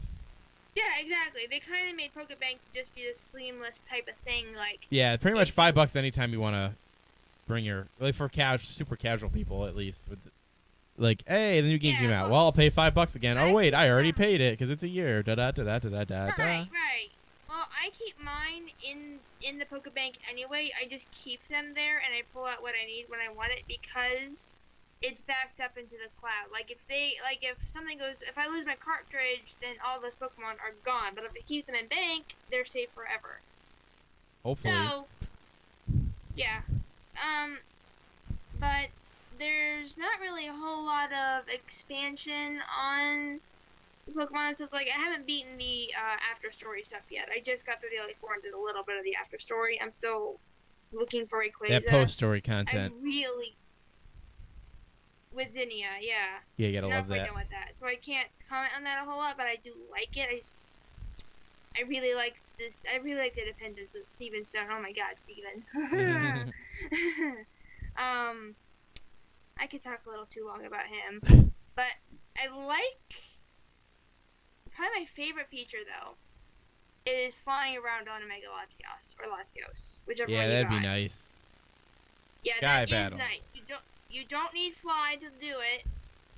And I know some people have like commented, oh, you need a freaking two TM slaves, one for surfing and blah blah blah. I like diving in water. Okay, that was a highlight for me in 3rd gen, and I love that it's back. Hey man, so the having beaver Latios Pokemon. He is around- the best HM slave. Yeah, I just have a little Zigzagoon that has got like my raw smash and cut and stuff like that, and then I actually have my original Kyogre named Waterfall who knows my dive, surf, and waterfall. Yeah, I use the Kyogre as an HM, so bad. I know, I don't care. But in Sharpedo, I have a Sharpedo I run around on because Sharpedo actually surfs like 5 times as fast as everybody else. What? Like- I never knew that. Really? If you teach a surf, Yeah. it goes faster? What? When did they do that? Is that for this game, or was that originally in the old games too? No, it's just for this game. They like made Okay, Sharpedo I was about to special say, that better be something new, because I would have been fucking pissed if it's been like that forever. Yeah, I don't know. I don't think so, but we actually like get. I know Kyogre and Sharpedo are two of the ones that we actually get like an actual sprite of them when you surf around on them and when you dive around on them, Oh, cool. which I love. I know. I absolutely adore that. And Sharpedo actually goes faster than other Pokemon when you surf Amazing. with it. It's amazing. But yeah, being able to fly to routes and other areas instead of just main cities is great. Contests I haven't done a whole lot of, but I really like the returns. They're a little too easy with the contest Pikachu you get. I prefer a more difficult contest extra thing. Gives me more to do after story. Gosh, I could talk about this a long time. It's a good game. I'm probably gonna have to. It's a good end game. It was a good game there. before, and the enhancements do make it better. Yeah, like I'm the only Colin- problem I had of it is that, well, like I said, there goes the competitive scene yet again. They're dicking them again, but you gotta buy the new game. Your megas won't transfer over. What sucks, Yeah, I but mean, whatever. that's- They've been doing I that mean, for I us don't- forever, so.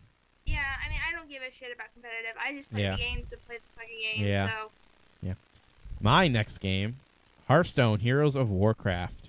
oh yeah. This came out. I know it seems like Hearthstone's been out forever because it was in beta forever, but it actually did a release this year, and it came out guns blazing, man. Blizzard did it again. They took card games. They took out all the bull crap that makes people not want to deal with them, Like paper cuts. like paper cuts, and they simplified it down and what made the good parts good, and innovated a little bit, and made a beautiful looking game, which I also feel that helps, and did a great job doing it, man. It made common people who never experienced TCGs or CCGs ever, and made them addicted to it. Blizzard just did it again. Blizzard magic. They got it, baby. They got it. Blizzard does Really, all I've right. got to say on it. If you guys don't know, it's a card game where you open packs, collect your cards, you build your deck. There's also other modes in there like Arena where you can you get access to all the cards, and it's like a giraffe format where it randomly gives you cards and you have to make a deck out of it. So, it's really good, guys, and it's free. Debatably, you could get all the cards for free eventually, but you had to play for so long. Like, I don't even think now there's even more cards, so I can't imagine how you could eventually unlock them all. You have to Right. actually, I think you had to invest even just a little bit, just so you have some stuff to break up into dust. So, good game, good game. If you guys have never checked out TCGs or CCGs before, try that out. I gotta be really sat down and showed them because I don't seek them out. Yeah.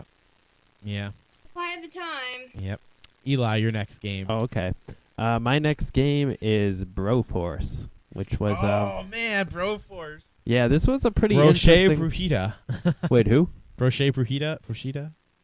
He's a social guy over at Sony. He's like one of their I don't know exactly what he does. I want to say it's some social media stuff, and they actually put him in the game. Oh, they did? So That must have been they a put a thing. game developer in the game. That's cool. Okay, yeah, they've updated the game a few times. I haven't played in a little bit, but I wanted to put it on my list because I really enjoyed the time.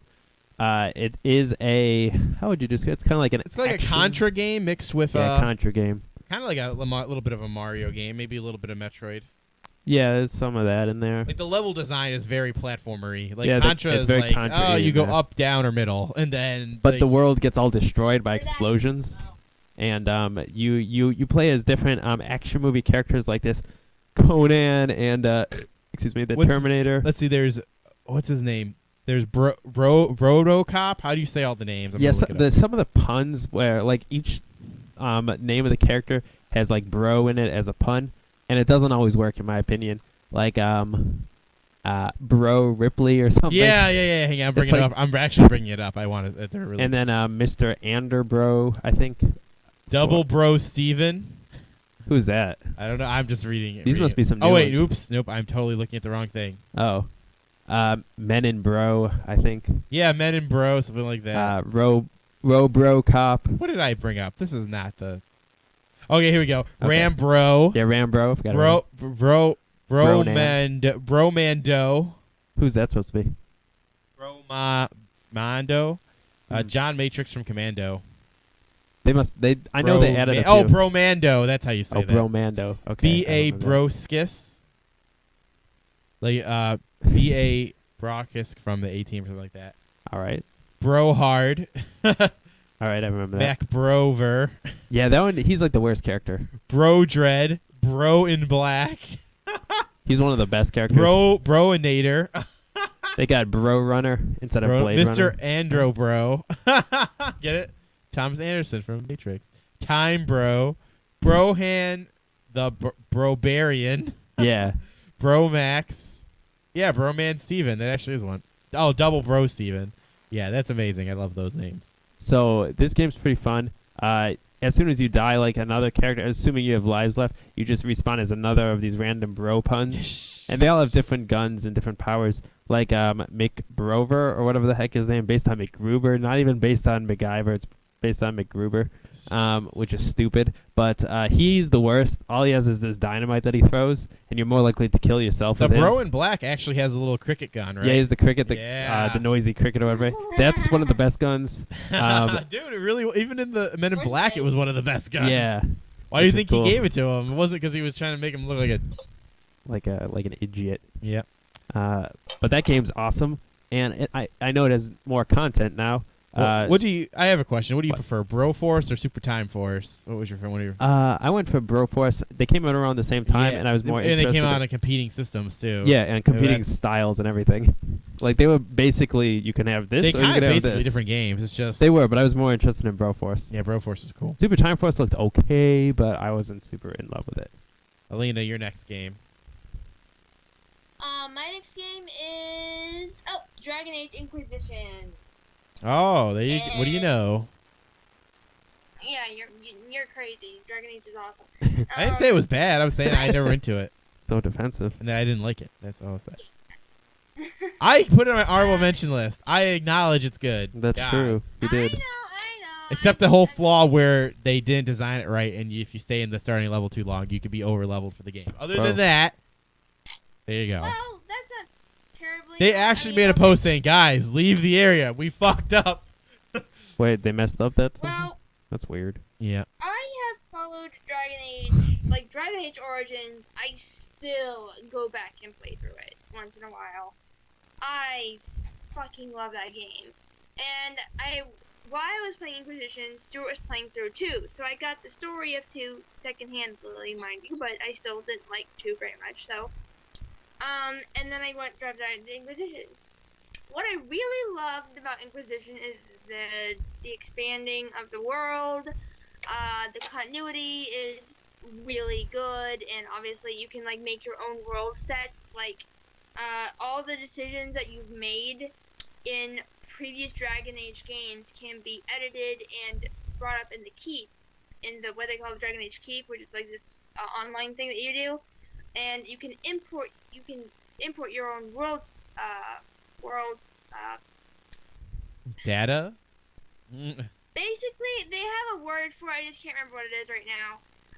Basically all of your they don't impact the story that you're doing right now, but they do make some minor changes. Like the continuity is still there for your own personal decisions of what you made, your own personal world that you've Okay. created up to now. That I love. That I really, really, really love.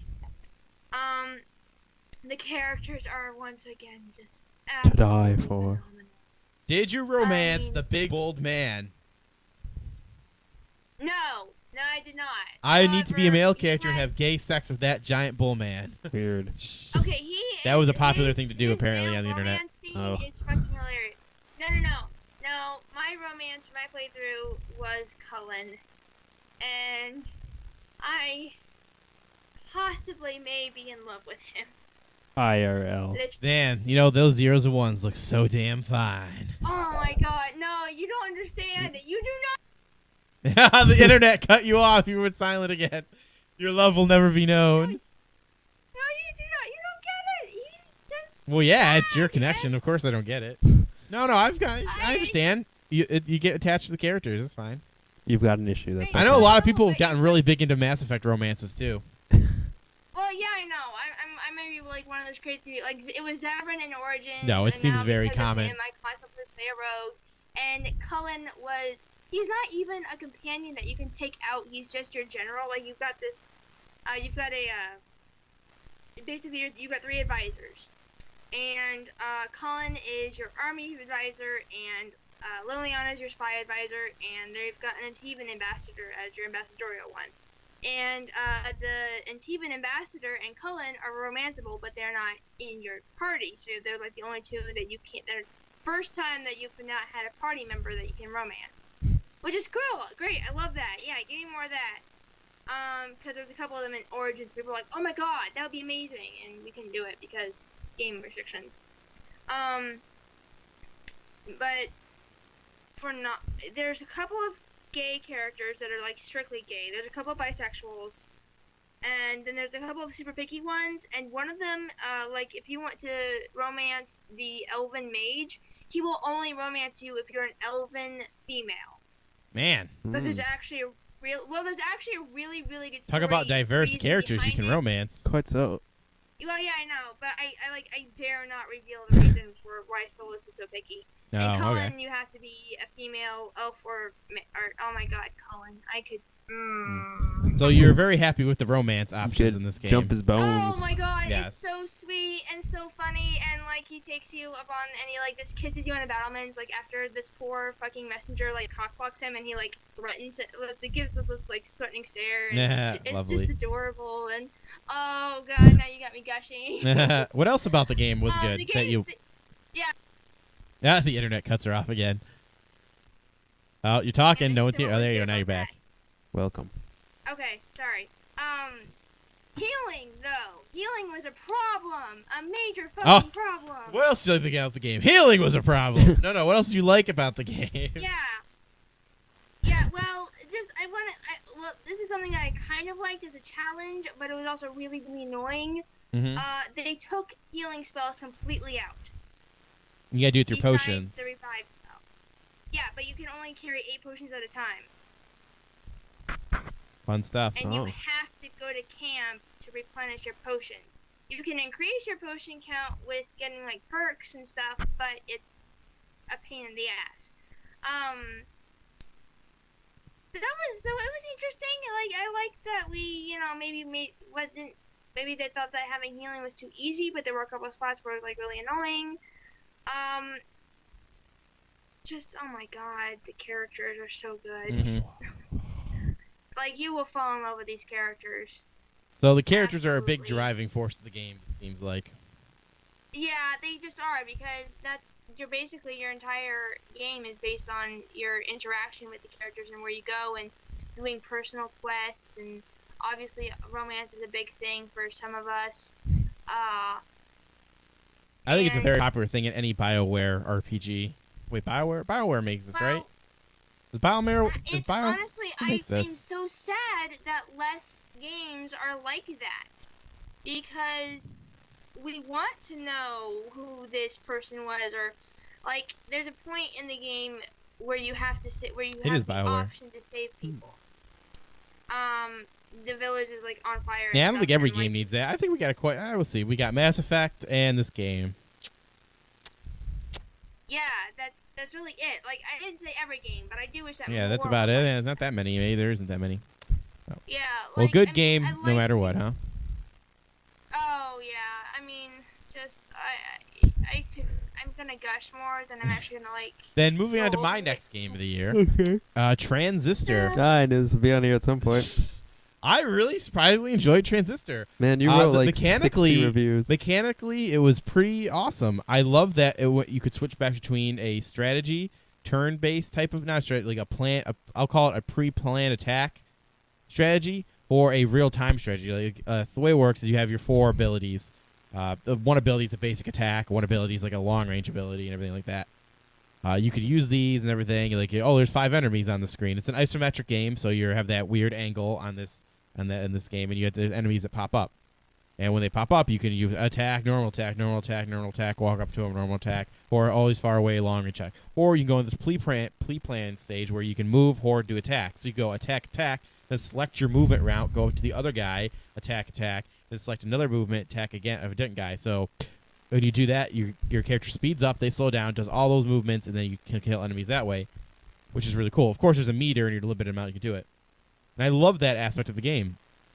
Also, mechanically, what was really cool about it was that you had your abilities that you unlocked from characters that you beat in the game or other people that were residing in the world. Because the way the story goes a little bit, you are Red, a character who wakes up from a tragic event, and she lost her voice, and she lost a person that she cared about who became the Transistor. He picks up the Transistor, and the Transistor can talk. It pretty much acts as like the narrator did in Bastion. He kind of like you. Red, why are you walking up to the stairs? Because as you walk up the stairs, so he's kind of doing like a play-by-play of what's happening, as opposed to like the narrator in Bastion, where he just kind of says the kid walked in the door. Like Yeah. Oh, okay. So Pretty he cool. acts that role since your main character does not talk. And as you go through, you want to uncover why is your city becoming destroyed and being deleted and everything. So you go through the world and you find other characters, you talk to them. You find this thing called the process, which is going through deleting everything, and you fight off those are the enemy, and you unravel what's going on. And as you go through there, that's where you meet the characters, where you unlock more abilities. And then, so now that you know a little bit about it, so your abilities, what I was talking about earlier, you can actually combine your abilities. So you combine your basic attack ability with your long range. So when you do your basic attack, you then shoot a long range bullet out, and that only takes up 1 attack. And you can do this with any of the abilities you unlock in the game. Like there's one ability that shoots out a giant wave of tiny exploding like grenade type things. Cool. So you could combine that with your long range, so you have a long range beam that's pooping out grenades as it goes. So that could be a good like crowd control attack. And you could you can combine with anything, any attack you get. You only have 4 slots, mind you, so you can only have 4 of these combined attacks.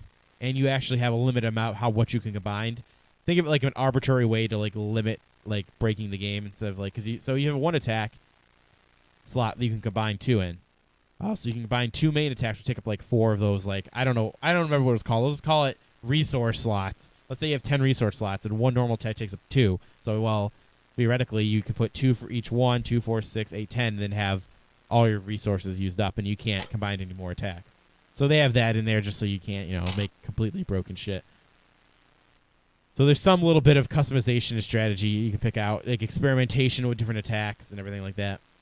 The last cool thing I thought it did mechanically was you don't die in this game. There's no life. What it is that your abilities go away. So let's say you have your normal attack and your long range attack, and those last, and then like 2 attack C and D.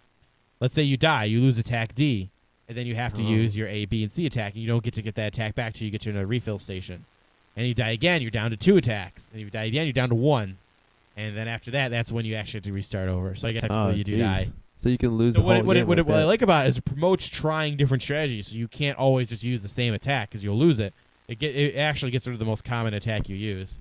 And then you have to try using different type of strategies to take out enemies. I love that about it. Quite. So mechanically, this game is I just love it so much. It's beautiful. beautiful in the way you can play the game. The next final thing I like about it is the art style. Yeah, cool art style. It's so beautiful. Pretty nice. When I was playing it at full HD, and I actually played on my buddy's PC where he had a higher resolution monitor. It looks great.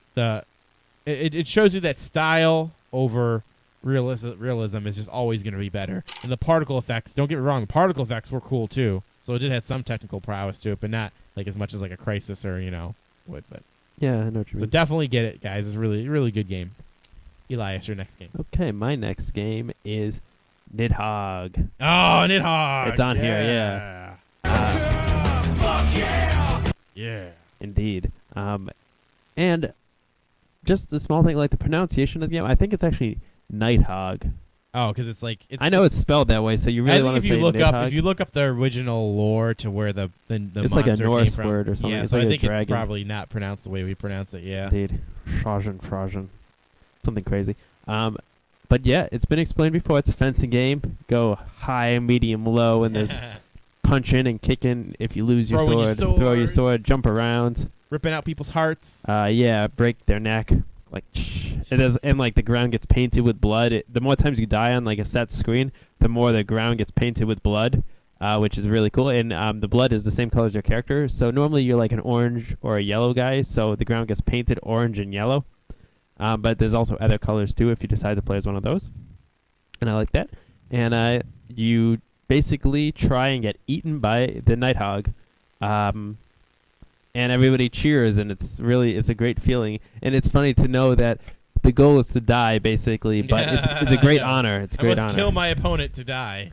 Yeah, but you guys respawn a lot. Yes. So, and that was pretty much talked about already. And Nighthogg made my list too because it's awesome. And Awesome. everybody should And play. we had some good times. Yes. I wish there was more levels. That's about it. Yeah, There's only they 4 had stages. Yeah, they'll make more. DLC and all. Indeed, they need at least 4 more at this point. Yeah. Elena, your next game, if you have another one. It's my last. Yeah, I think it's my last one. Yeah. I had the Professor Layton versus Phoenix Wright Ace Attorney game. Didn't you already say that? Yeah, I thought that was an Yeah, you honorable already said mention. that. You made that an honorable mention. Yeah, you said that one already. I No, thought. that was the Ace Attorney trilogy. Oh, Oh. you did say the trilogy. Ha! Sorry. Yeah, that was Classic. That is what you said. The crossover game is the one I put on my list. Yeah. That's the one. Yeah, I remember now. Yeah, this, I have not played Professor Layton, but I did like when I played. I think I got through a game and a half before I picked up this one. And I gotta say, I really love the animated cutscenes that are in those games, and they really, really, really do it for me, especially when they're mixed with Phoenix Wright. You only did cutscenes in I think Dual Destinies, which I have not played yet. And with this being, the Professor Layton and Phoenix Wright games are really strange, and that they're less games and more visual novels that you read with just interactive Objection. story. Like, yeah, basically. I mean, you have to figure things out. It's a lot of reading and a lot of remembering clues and a lot of interesting characters. Which, as I said before, I love a good character-based game. I have not gotten to the end of this one yet, which I really wanted to do before I talked about it, but if it's anything like the Phoenix Wright games or even the last Professor Layton game I played, it's going to be like this big, huge reveal thing at the end. Gameplay, it's you walk around with the characters. The only difference between the Phoenix Wright games and this one is that you actually have to walk around with Phoenix and Maya instead of just being jumped from place to place. You actually get a map, the little Professor Layton map that you don't get with Phoenix and Maya, which is great. Finding clues is easier with the little Professor Layton magnifying glass and like that. It's really funny seeing Phoenix and Maya do the whole like a reveal puzzle thing. Like they have this like CG thing where they say they have got like a catchphrase where they say they solved the puzzle or they failed the puzzle, and oh yeah, look, I've got this puzzle solved or something like that. And it's just really funny to have Phoenix and Maya doing that. It seems like I remember a lot of people were wanting that crossover for a while. Yeah, well, it released in the UK like 6 months before we got it.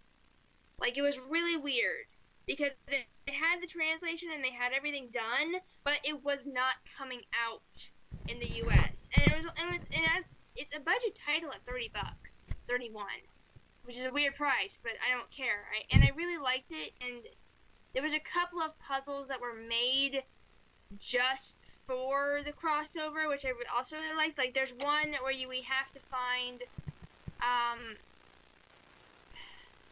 oh shit, what is it called? You must find Oh love. my god. Oh. Well, you have to find the contradictions, which is what Phoenix's whole thing was about, finding the contradictions and testimonies. So there was an actual puzzle built around contradictions that Phoenix had to find, and it was a puzzle for him, and it was just, that's kind of cool, and I like that. Hey, that is pretty unique. I like that. Yeah, and the dialogue of bouncing off of these guys was amazing, and there was actually even like a really, really dramatic moment. By the way, this game gets dark. Dark. I mean, How dark does it get? No, really. Okay. Well, probably the most intense animated scene was when we got to see one of the witch trials, like fully animated and stuff. And how they do it is they put these girls that they think are witches. It's a witch trial, and they put them in these metal cages and they drop them into this thing of fire. Oh my die. god. Well, Oh. I don't think you want to say any more. That's pretty gruesome for a Phoenix Wright type of game. Yeah, and like that, and there's a couple other things that are really, really like just mind-bendingly like Nintendo did this. Really, really. Yeah, they're stepping out of the. I mean- yeah, it's kind of weird because I always associate Nintendo with being family friendly when they're getting Bayonetta and stuff. Yeah, they care no. about they're like, we're hip, we're Like- cool, we care about the hardcore gamer. Right, and it's kind of classic Phoenix Wright because it's always like a murder or something. Man. But usually it's like a gunshot wound, or hey, he was stabbed in the gut and it bled out, and it was just a quick, easy murder. No. This fucking game, It's Dark. dark. they're gruesome and dark, and oh my god, I love it for it. But it's just like, and poor Professor Layton and them get dragged into it. It's like, huge. So good game overall. Yeah. Oh yeah, I would say it was definitely a good game. Like, there's not a whole lot of mechanics. You're solving puzzles and looking for clues, and it's a thinking game, which is for it. But they do meld really well. I think, like, some people were saying the puzzles here were really boring and kind of easy, and I'm sorry, but if you're calling Professor Layton game puzzles like easy, then I don't. You've got a higher IQ than most of us. I guess so. Some of them are just really, really hard. But they do mix very well.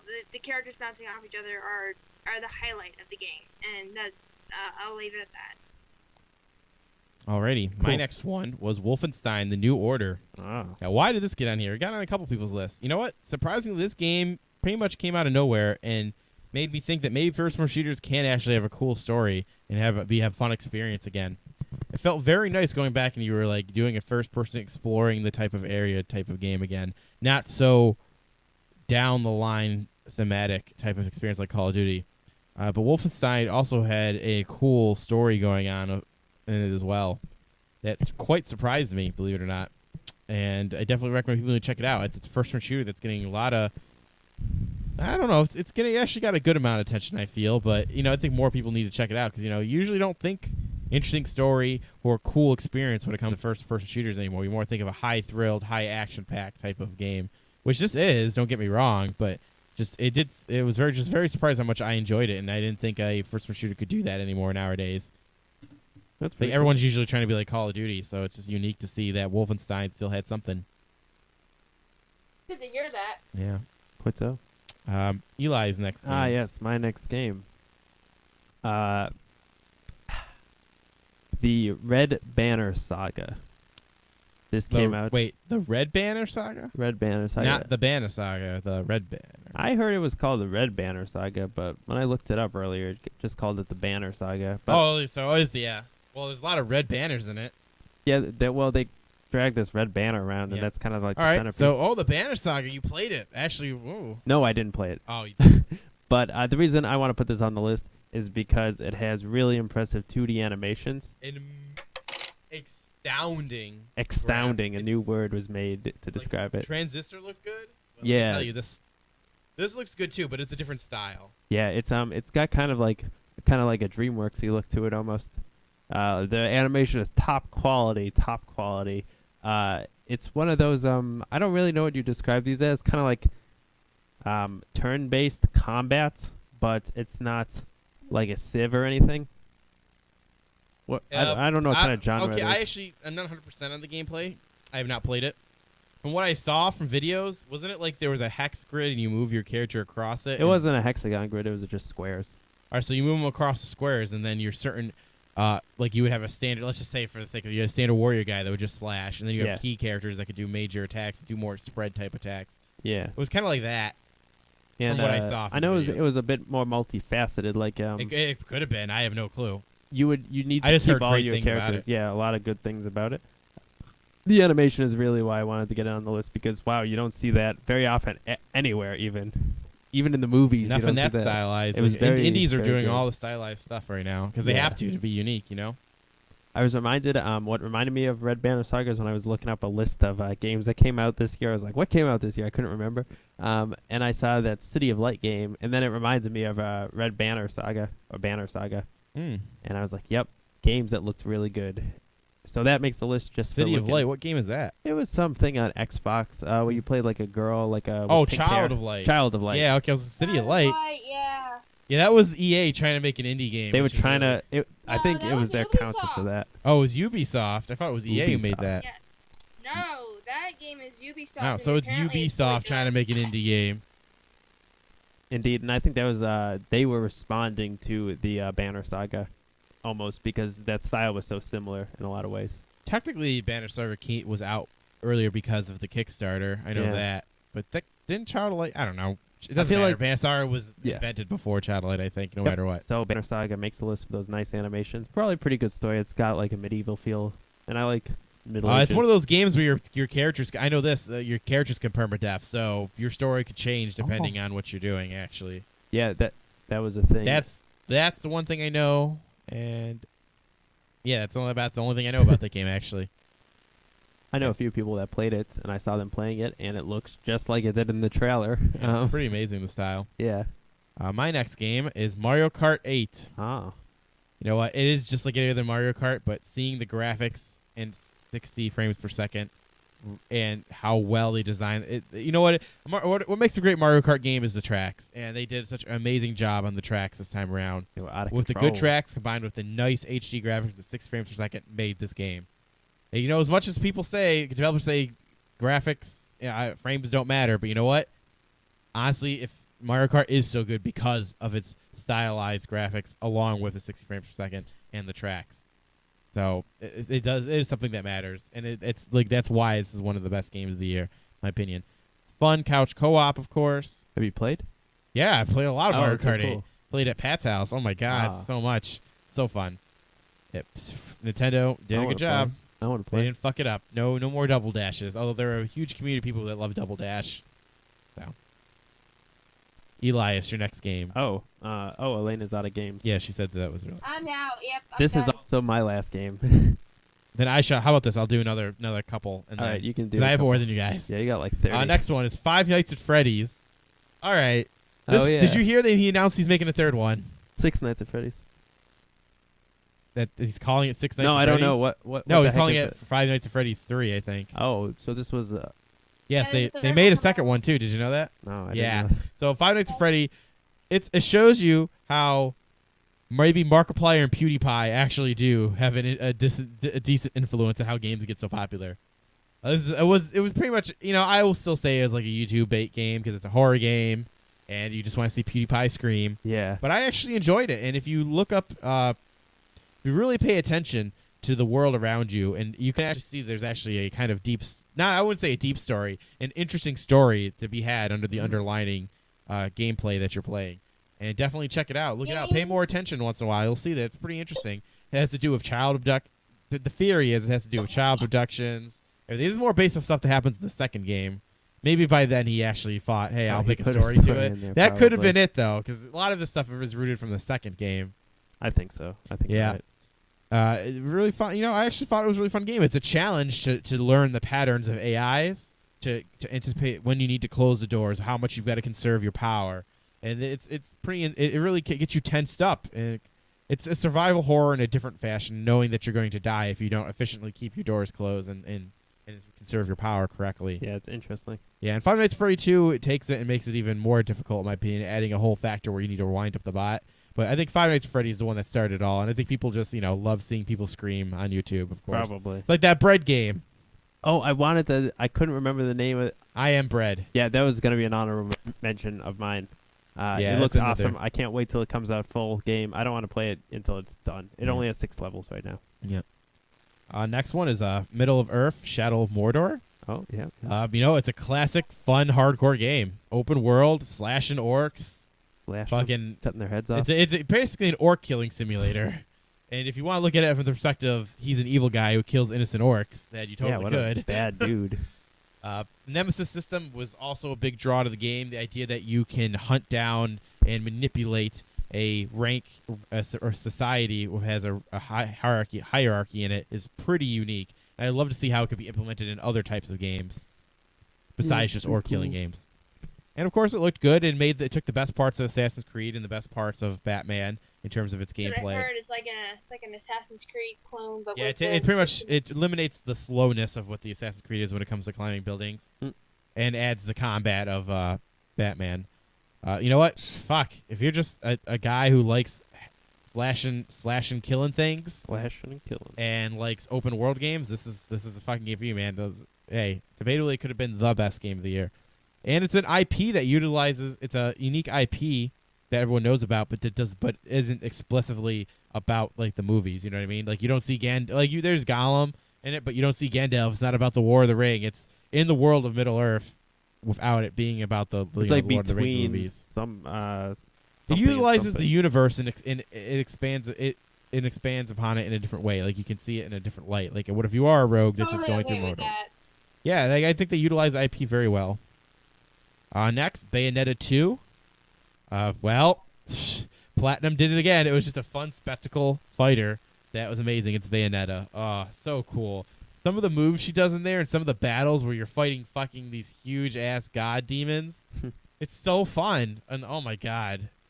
And a lot of people like the costume shit. I guess that's, a little pandering never hurts, I guess, right? That's probably true. Yeah, it's really, really fun game, and also debatably a good value because when you're buying it, at least the disc, and I think even the digital version, technically, maybe you can buy them separately digitally. You get a fucking Bayonetta 1 too, so Hey, look also at a good deal. And and definitely a different type of game that's on Nintendo systems, which they needed as well. that. How many more do you have? I have 2 more. Oh, I guess I'll go before you read Yes. your last 2. So then, Eli, your next one. All right, my final one, Prison Architect. Oh, I thought this was gonna be a game of the year. Yeah, I think this would actually be, if this was in any order, this would probably be the game of the year. I gave it the most time probably out of any of the games. Talked a lot about it on the show already about what it is. Like every episode. Yeah, probably because I was working at it, trying to get better at it. Yeah. Like I said, it's a prison simulator, sim style. You take care of your prison, build them a prison, take care of them, have them so they don't like go crazy, and they'll go crazy on the drop of a hat. They're I'm gonna insane. start shaking people right away if I don't Yeah. get my mashed potatoes. Yeah, you can't forget. If you forget anything, forget about it. There's no recovery, pretty much. Is it that brutal? You have to be that much of a. Yeah, you need like Yeah. everything. Like you need you got to remember to like You can't put a yard in, for instance. Like Remember to lock the doors at night. yeah, the door system is actually the trickiest thing in my opinion. Is getting up a door system where the prisoners just won't escape on their own. You got to have like an administration office that's working properly right away. That's actually the thing that I always would forget to do is get like in your guard system, you need to have like guards sitting at consoles to open doors because if the prisoners wait at doors too long, they'll get angry and start destroying the doors. It's a dangerous game. It's dangerous. And then your correction officers get That stabbed. just sounds like so much fun. It I is. absolutely adore the idea of that game. Yeah, everybody should get it. There's Roller Coaster Tycoon. There's Game Dev Tycoon. And then there's this prison simulator. Prison game. Architect. Not Prison Don't Simulator. forget Team Hospital. That was a thing too. Yeah, Yeah. you were telling us about that. Yeah, they all seems like in the same vein to me. Like now we just need Kitten Orphanage Simulator. Kitten Orphanage. Kitten I like Orphanage that. It's Simulator. called 10 dogs and then 10 cats. But they don't die. I actually tried to beat those dogs. They don't. You They're like, tried oh, to you're beat them. petting me. Wow, You're petting me in my balls. This is so nice. You're a weird person. I did that to me. Like, oh, what if I pet their asshole and their balls? What do they do? Nope, it's just they register as like you're petting them. It takes a picture of your face as you're doing it. Yeah, that'd been hilarious. Like, this Next is what you game, do. Super Smash Bros. For Wii U. Huh? Nintendo did it right this time around. Good job. Not only is it a super value for casual fans, there's so many different type of modes. Like, I do feel it's a solid roster, and we are getting Mewtwo, so there you go. I'm happy about that. No ice climbers, but you know what? I'll give up some ice climbers. It's no problem. I guess so. I like the ice climbers. They can't do the AI. My fucking ass. All right, whatever. But anyways, they can't. If the GameCube can handle the AI, Yeah, I don't they understand. They could do the AI before. What Apparently, happened? it's really difficult to have an image. Whatever. Maybe because of the 8-player. You know, I think it's because of the 8-player mode. They probably couldn't do it with 8 players and then have a mirrored character. I mean, a character that pretty much has the AI attached to it like that. That's my guess why they couldn't do it. Possibly. Again, I'm not a game developer, so what the fuck do I know? But anyways, Exactly. oh yeah, all the different modes and value adds. You get it a lot. So many trophies. So many ways to display the trophy mode. You can take pictures of your trophies, set up stages. As much as I think it's dumb, the little snippets of all the games the characters come from is kind of cool. There is no story mode this time around, but there's so much other modes. It's like Trump's effect. 8-player mode, amazing. Full HD, 60 frames per second. They actually did the fighting game stuff where the characters are mirrored when they're on back and on different sides of the screen. Not only do they have the for online mode, they have it for glory and then for fun, and they have got all the stages where there is a Final Destination version of each stage. Like, they've pandered to both parties equally this time, and I love that. Now, I definitely don't think the competitive guys are going to pick it up, but the tools are there, and they are thinking about the competitive guys, which I love that about it. And I think that's great because both communities make that game, and it's nice to see they do that. Best of both worlds. Yeah, Hope and of so. course it's Smash Bros, so it's fun. There you go. A lot of Pokemon though, like Greninja, Charizard, Pikachu, Oh my god, yeah, there's. and we're getting Mewtwo back. Amazing. Honestly, I could have done without Greninja, which is actually I would have been totally okay with rotating out Charizard for Greninja. Hey, man. That would have been okay. Charizard and Because you Greninja didn't are my two favorites. I don't know who Greninja Almost. is. Greninja is the Ninja Toad, a Ninja Frog. Ah, And plus, Yeah, don't you know sure. Protein is the best ability? Obviously. Rosie. Protein is a Pokemon. It's supposed to be a joke because everyone wants a Protein Greninja in the Pokemon games. Ah, okay. Now, my final game for my Game of the Year list here is Shovel Knight. Oh, Oh, yeah, It I blows know. my mind that a game that is so much about the past still does so much. Not only does it pay homage to the past, but it incorporates so many modern day ideas, like the Dark Souls idea where you pick up your loot where you died in your experience. yeah. It was a Kickstarter game, right? Yes, it was. The idea that your checkpoints, you can either keep them or you can destroy them to get more money so that if you're more skilled, you can That's get more interesting, money yeah. out of it. Having multiple ways to attack, the Mega Man style of going from screen to screen, not in terms of start menu, but in terms of the way the levels pan to the next screen. An overworld map like Mario, like so many homages to the old style of side-scrolling games on the NES days. And of course, still doing some things that are relatively new and adding the modern mechanics where it made sense. It's fun, has a lot of replayability. It pays homage to the past players. I do feel that a modern day gamer would still enjoy this. Probably. Although I do Stuart agree, can put it's it down. yeah, it's still, even though it's clearly for people from the past who liked side scrollers from the NES era. And it's difficult. It's the just right amount of difficult, in my opinion. It is very challenging, but not so much to where it's off-putting. Like, when you die, it was a fair death most of the time. Like, you fucked up. It wasn't because Doesn't it was feel like the game was like you messed up walked with in it. a screen, there was a mine right there type of shit, Right. Yeah. And it's a game that's definitely worth noting, and I hope to see more games like this. I don't know what other genre we could bring back from the NES. NES days pretty much encapsulates everything that we learned from. Pretty much the best side scrolls of all time came from the NES days. Super Mario Brothers 3. I guess I'm an asshole here, and maybe I'm not original, or maybe I don't play enough, but I still think that's the best side scroller of all time. A lot of people say Super Mario World is, but I still say 3. But hey, what can I say? I don't like any of them. Okay. What? Some people might even say that the Braid is the best side scroller. Who knows? I know. Some people might say, "Fucking, I want to be the guy is," but I want to be the guy. No It's one a would troll say game. that. No one would say that. It's purposely hard for no reason. Yeah. It's just it's super memorization. Or maybe people say Splunky is the best nowadays. That's but not even I a still, side-scroller. my vote is still Super Mario Bros. But anyway, so Shovel Knight is really, really good. Definitely was a quality game that came out this year.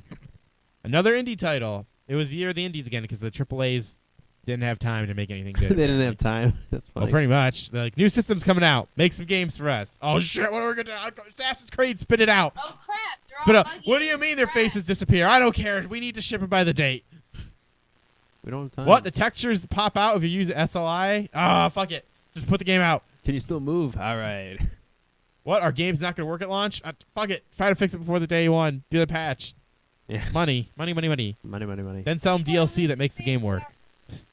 That's funny. Yes. And that is my game of the year list. And that is our game of the year list as well. A lot of good games did come out. It actually wasn't that bad of a year. It was only, if you truly look at it objectively, it was a bad year for AAA. But it still blows my mind. It shows you how the consoles have evolved way past what they used to be. Because the PS4 and the Xbox One still sold. Like, even though it's Xbox One made up some legwork now, and they're not as behind if you care about that sort of thing. But generally, they both consoles are selling so much, even though there's like not a lot of games for them. That's funny. It shows you how those devices have evolved beyond just playing games. Maybe that could be one legitimate reason why Nintendo had such a slow start, not just because of the whole naming scheme and maybe the marketing wasn't very well, but just that maybe the market for having a system that does more than play games is just bigger than for just games, you know? Nintendo is like the only people that are all about games still. Oh, sure. They're all about the games. At the end of the day, guys, it's all about the game.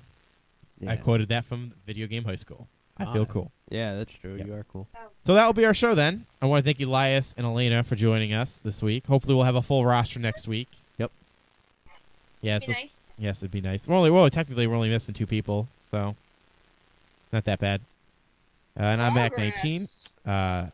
Make sure you guys check us out on all of our social networks and everything. You know, RFP TV for Twitter, Facebook, as Circles of Google Plus. You can even join the forums to talk to the hosts and all that jazz. The hosts with the most. Yes, the hosts with the most. Yeah, I check it every day, and there's no one post there. But you never know. We One gotta have day. it there just in case. Future-proof We it. have it there just in case. I would post, but I'm not big on forums. Sorry. Yeah, it's all about. Everyone wants to use Reddit anyways. So. The future. Yeah, so this has been episode 127, and we'll catch you all next week. Peace out, home dogs. Bye.